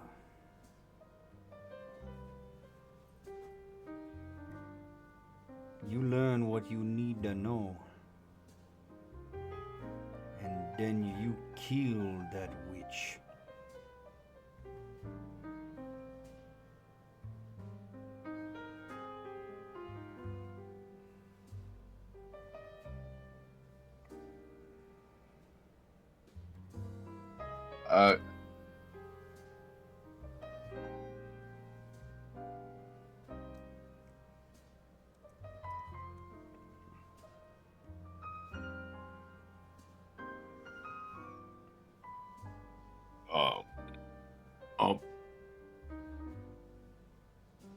All right. I can I. I've got no way of knowing if this lady's bad or not. Right? I mean, only one way to find out. You gonna follow her? The smell of Yeah. the smell of cigar smoke is gone. Like as soon as he said that, Yeah, I'm gone. gonna. Yeah, I'm gonna keep it to myself and She lady. leads you back to a series of caves that seems to be her home. Around the outside, you see lots of bones. You can give me a medicine check if you'd like.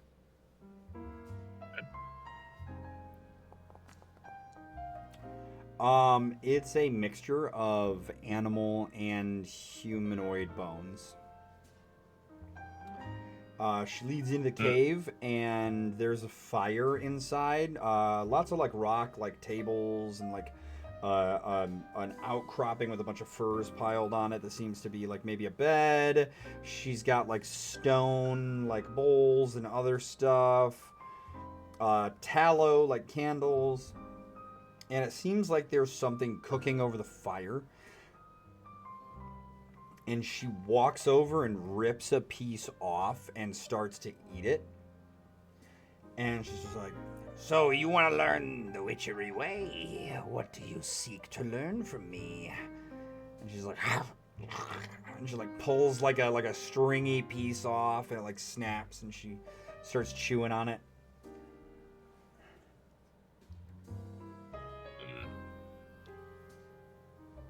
I pull my hood down. I say,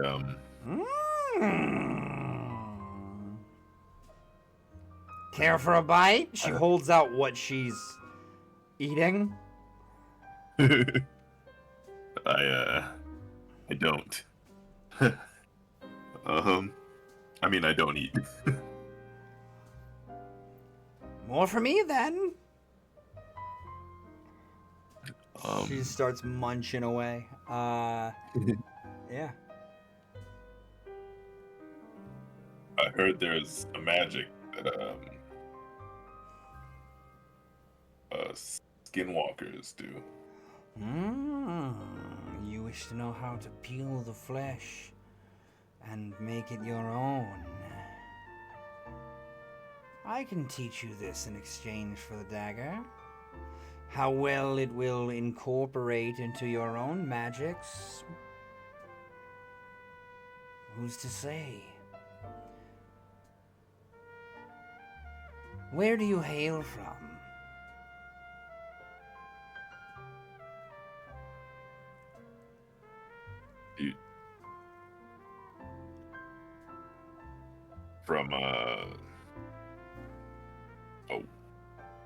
From West Africa.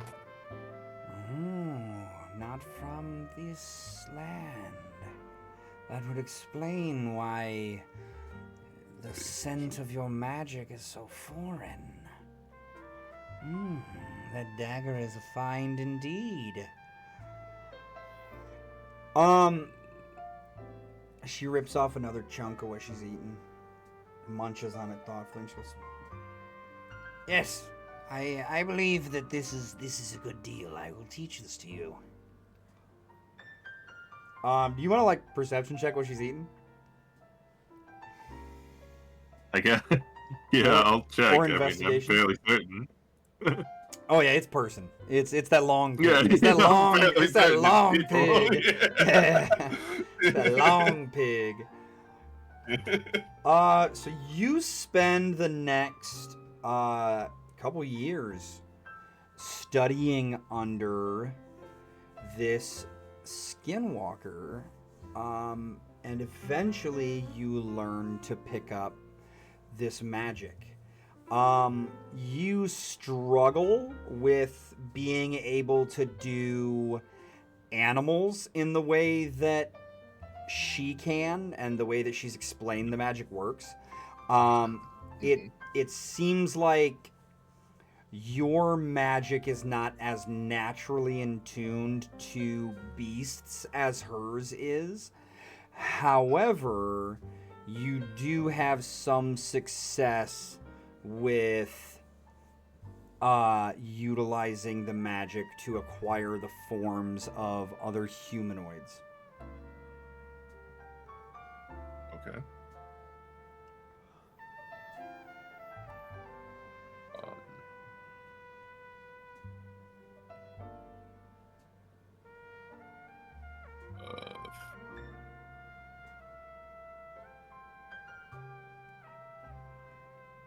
Thank you for teaching me your ways.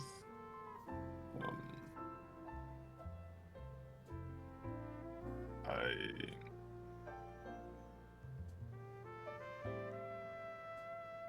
guess it's my turn to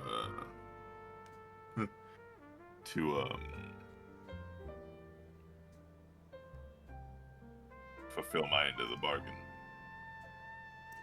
She eyes your dagger greedily, holding out her hand. I stab the dagger in her eye. Go ahead and roll me sleight of hand. Ooh.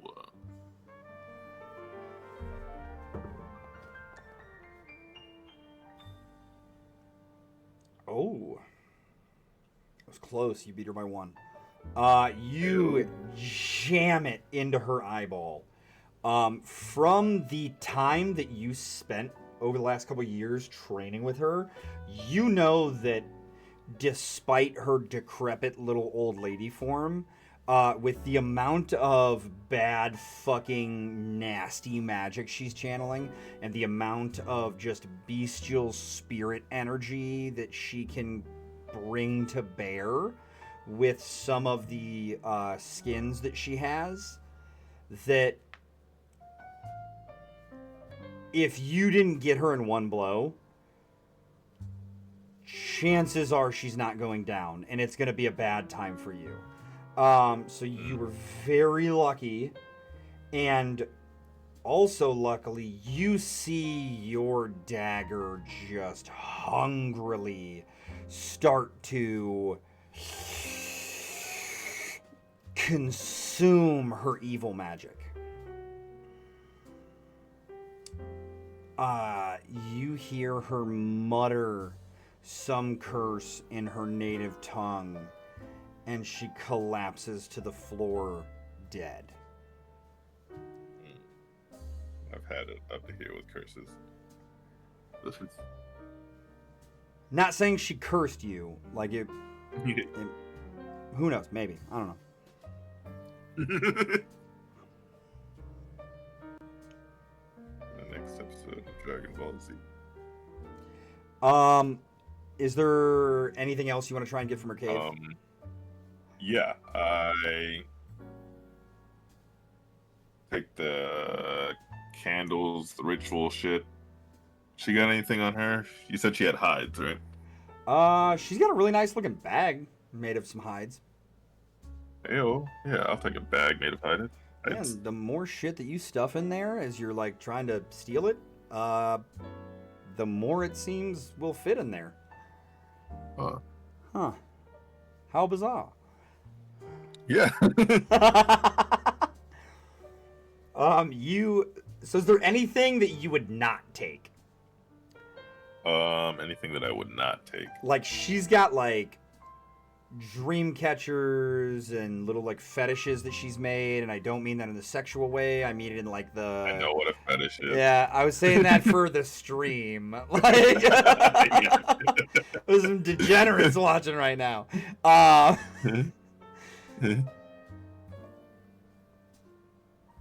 yeah, anything that you would steer clear of. Anything that I would steer clear of?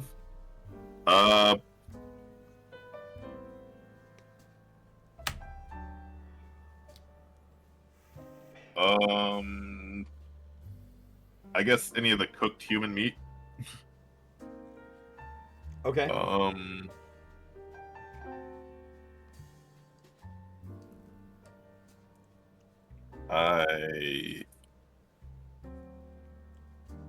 I'm cool with... I mean, if it fits in the bag and it's not nailed down, I think I'm down for it. Okay. We will actually, like, off-screen, like, tomorrow or something, we'll talk about like what all you wind up getting from her. But as you head outside, you smell that familiar cigar smoke.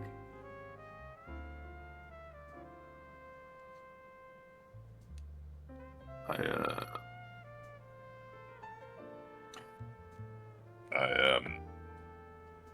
repaid your favor. As you walk out and you finally see him, he's not alone. Who? You see the Baron standing there with Iktomi. And the Baron is laughing, smoking his cigar, and he goes, "You see the way he stabbed her in her old bug eye? Oh. Well, my man, I do believe my debt to you is paid. His debt to me is paid. And he got what he came for." Wait, what?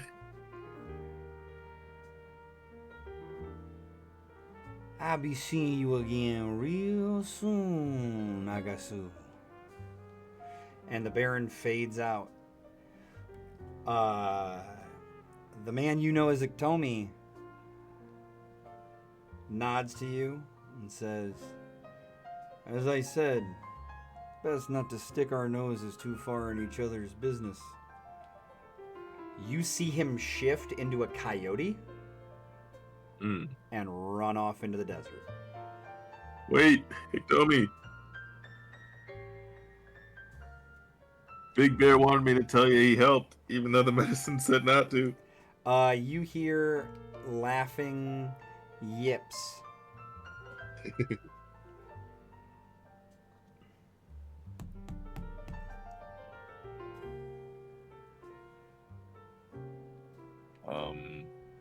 I guess I head back. We heading back to New Orleans, or where we headed? Yeah, heading back to Louisiana. All right. We head back to Louisiana. By this time, the South is getting pretty contentious. The Civil War is starting to get into full swing. You run into the Baron again in the next few years because your time is running out. He tells you that if you're willing to do what you did with the old Skinwalker back out in Apache territory with some other people, he'd be willing to exchange their souls for more time.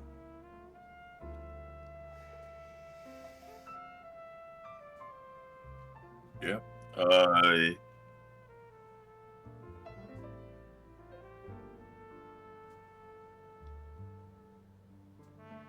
I'll agree to. He tells you that for this specific deal, for every head that you put on a spike, the same way that your brother's heads were put on spikes during the rebellion, for every Confederate head, he'll give you 1 year.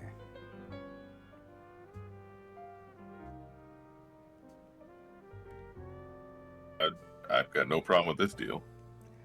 Go ahead and roll me a D100. Come on.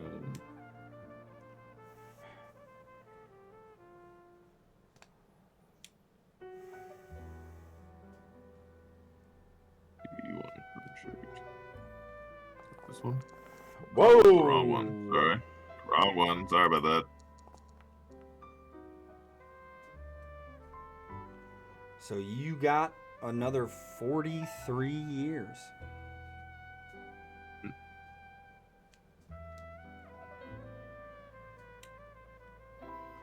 Which carries you into the 1900s. Ew.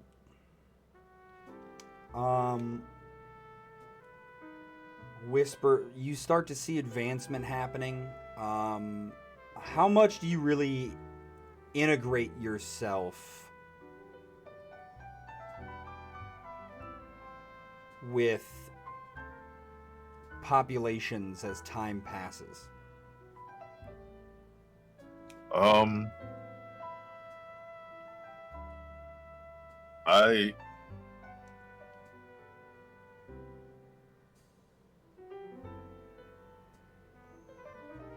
I think I would go. I mean, after the wars, I would maybe go back to the to that shack that I hid myself up away in. Is that after the Civil War? Yeah. Okay. And I would start running, maybe not like a shop, but like I would start trying to help people. But this is the Civil War, so I still have shit to do after that. But I don't think I would be getting close to anybody, but I'd be roaming around trying to help my people as much as I could. So in the late 1800s, like right after the Civil War, as you make your shop down there, you meet a woman about a little bit younger than you, by about, let's see, 1801 she was born. So what's that, like 20 years or so younger than you? Okay. I'm trying to remember that. 28. Because you were like 1780 You something. said 1801. So yeah, that's about, yeah. And she, hearing about Just parse you, that. hearing about She's older you, than hearing about you out in the swamps, she comes to you for, to try and get some knowledge from you. Okay. And you teach her some of your arts. She is a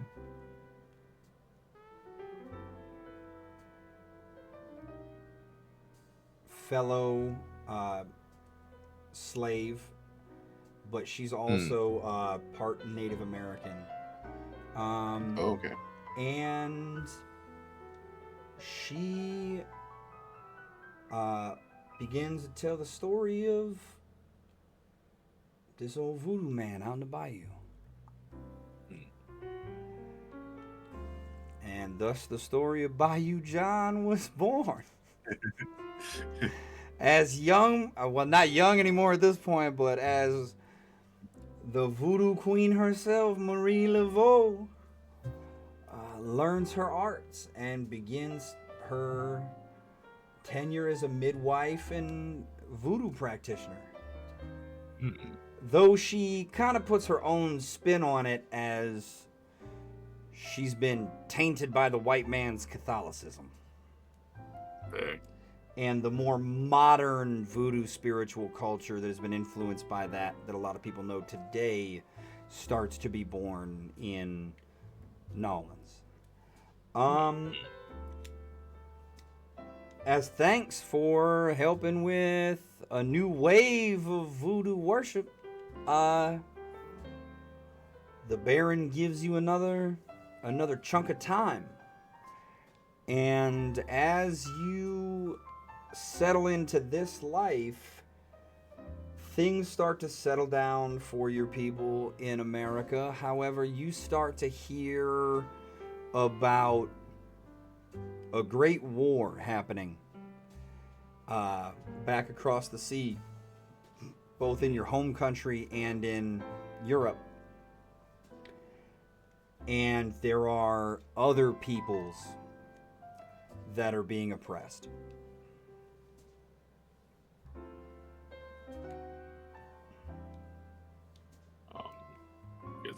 I'll join the effort then. So you use your skin changer powers, and you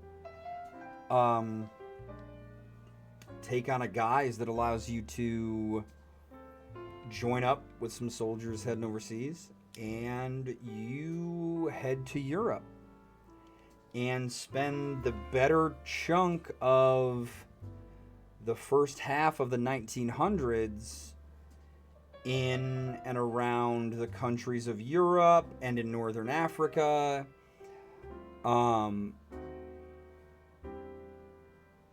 Doing whatever you can as both a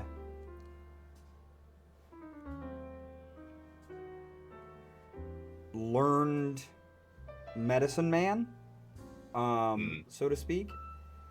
Also learning new stuff about medicine and surgery and things like that as you work in some of like the hospital tents and stuff. And you also utilize your magic where you can on the battlefield to try and turn the tide wherever you can.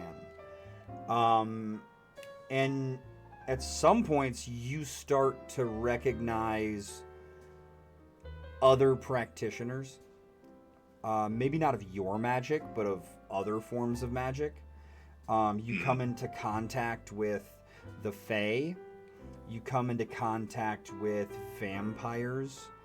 You even meet what you thought was a skin changer, skinwalker at one point, but turned out to be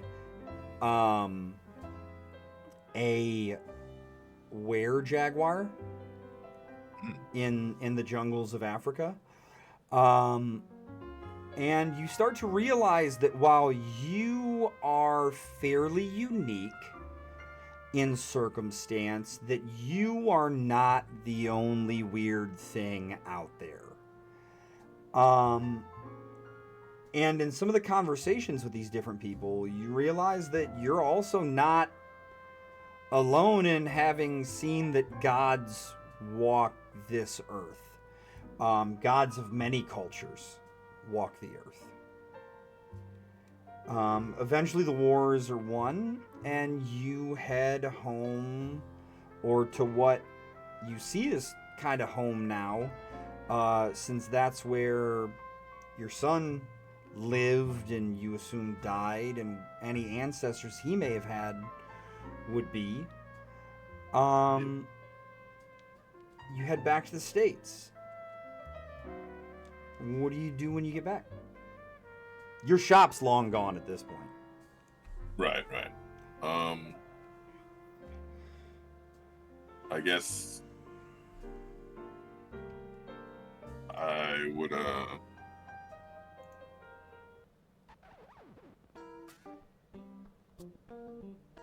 try to open up a new shop in New Orleans. And also, is there, could I maybe see how my my son's family is doing? So, let's see, he was, what, in his late teens, early 20s when you ran into him? Mm-hmm. And that was in the 1820s. He would have lived about the time of the Civil War, potentially. Next generation carrying into the early 1900s. So we'd be looking at his grandkids, potentially great-grandkids at this point. Mm-hmm. It takes some digging, and you leverage some contacts that you made during the war with some other, let's call them gifted individuals for now.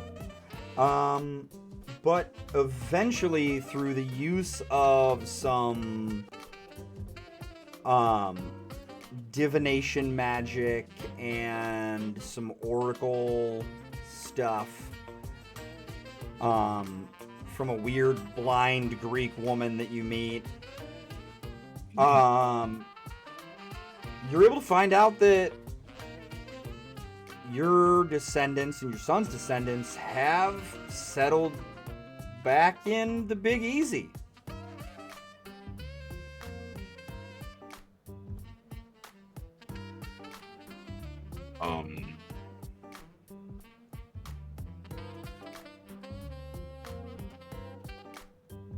Okay. There is a small family. Mm-hmm. Your son's great-granddaughter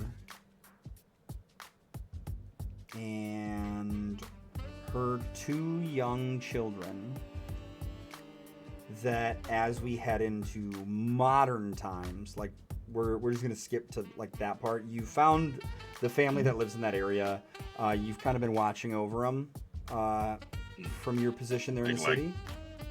Anonymous donations, like a thing. Making sure that they're taken care of. Anytime they fall on hard times, you're kind of there to cushion it a little bit. And when we hit modern times, there is a young woman.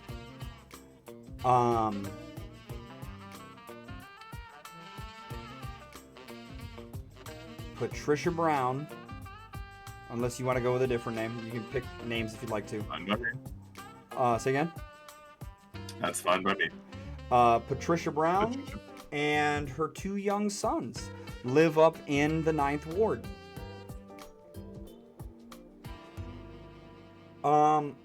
Also, during the wars, you ran into a familiar blue-eyed man time and time again across the battlefields of Europe and Africa and throughout the Civil War.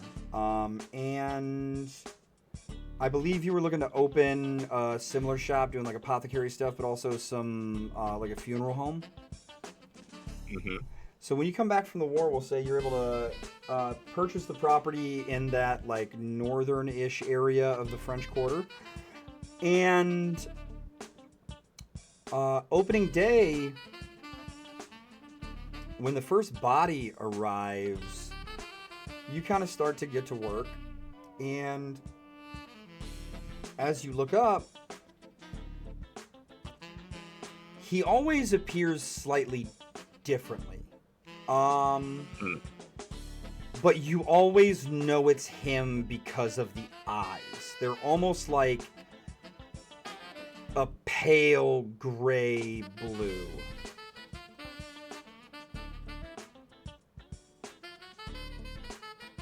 And he's just kind of standing there watching.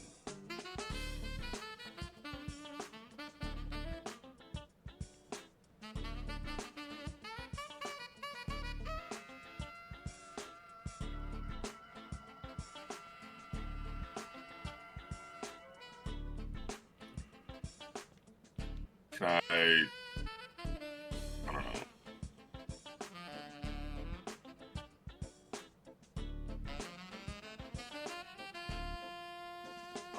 Religion check? Sure.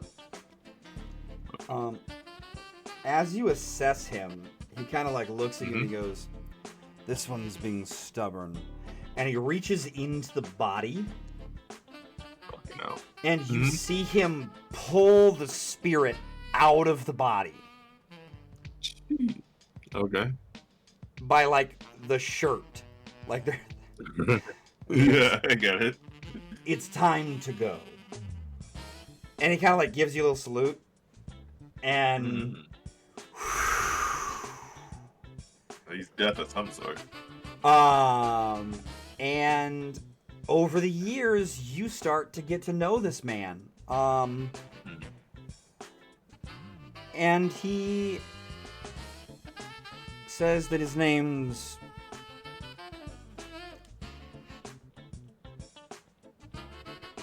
Mr. Gray.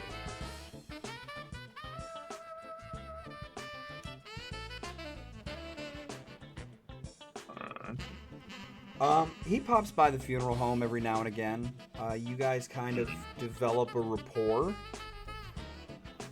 And that lasts into the modern day. He can even become kind of a confidant if you wanted. And from time to time, when you're struggling to find a soul to pass off to the Baron to extend your time, he'll kind of pull out a little ledger and he'll go, he won't miss one. And he'll kind of like erase something and mark it on another page, and then he goes, "You're paying for the tab this time, though." And the two of you kind of, I don't know if this character would like partake in some alcoholic beverages at all, but Why not? the two of you have a local kind of like pub near the funeral home that you guys frequent and share drinks and talk about work and life. Gotcha. Life. And you build a home for yourself here, like a really solid home for the first time. It starts to actually feel more homey, and you really start to integrate yourself into the community for the first time, and you start to learn about this thing in New Orleans that has been started to be called the Masquerade. It is the essentially magical community, because over the years New Orleans has gotten weirder and weirder and weirder. There's a family that you remember, the Dumains, who were prevalent in town when you were brought to this country, that since have continued, much like your family has in this area, and turned into kind of like protectors of the city. They're in a lot of civil service, police, government, things like that, and their job is essentially to act as the representatives for humanity to the Masquerade. And they hunt down evil magical creatures that are trying to do harm to humanity. They keep good magical creatures that are helpful, such as yourself, from being discovered. And they kind of like act as like mafia plants in the police force, kind of using their position to like cover stuff up, things like that. You know, there's a werewolf pack that runs the zoo. There's a vampire coven in town. The wizard conclave, which is responsible for like the world over magic stuff. That is like tapped into magic and ley lines itself, not the more spiritual sorts of ritual magic like you're more accustomed to. Right. That also does something like that, but on a more like scale for them. And yeah, you start to just kind of integrate yourself and learn about all these things, and we move into the modern day. And that is where we will leave off until session 1. Thanks for tuning in, everybody. You got anything to say for him before we turn it off? Nah. Thanks. You are really good at this. Appreciate it. We'll see you guys next time. We should have a session on Saturday to see a young Mr. Thomas Graves and his job interview. All right.